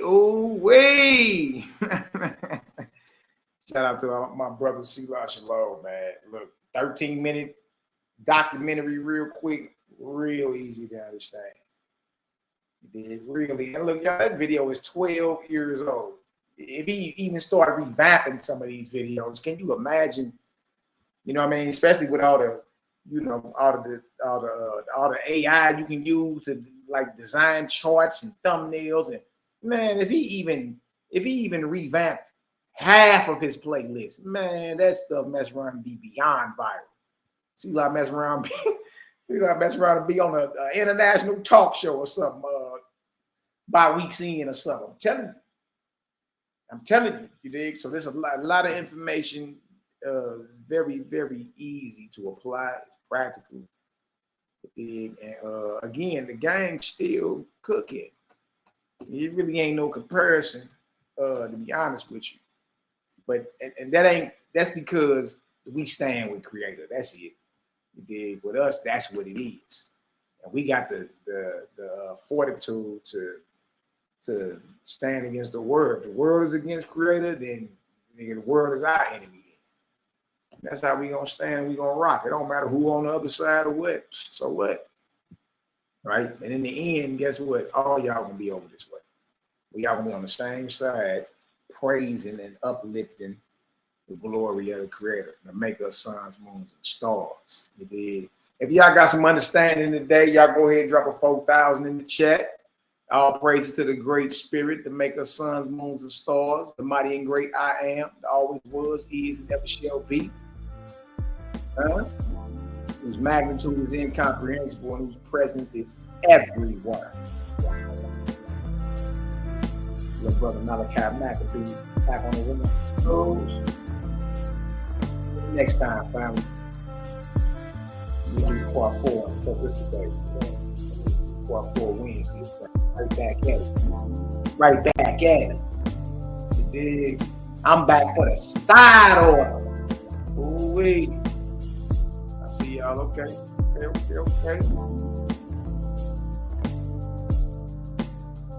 Yeah, excellent day to get outside and do something good for somebody, man. So make sure y'all do good.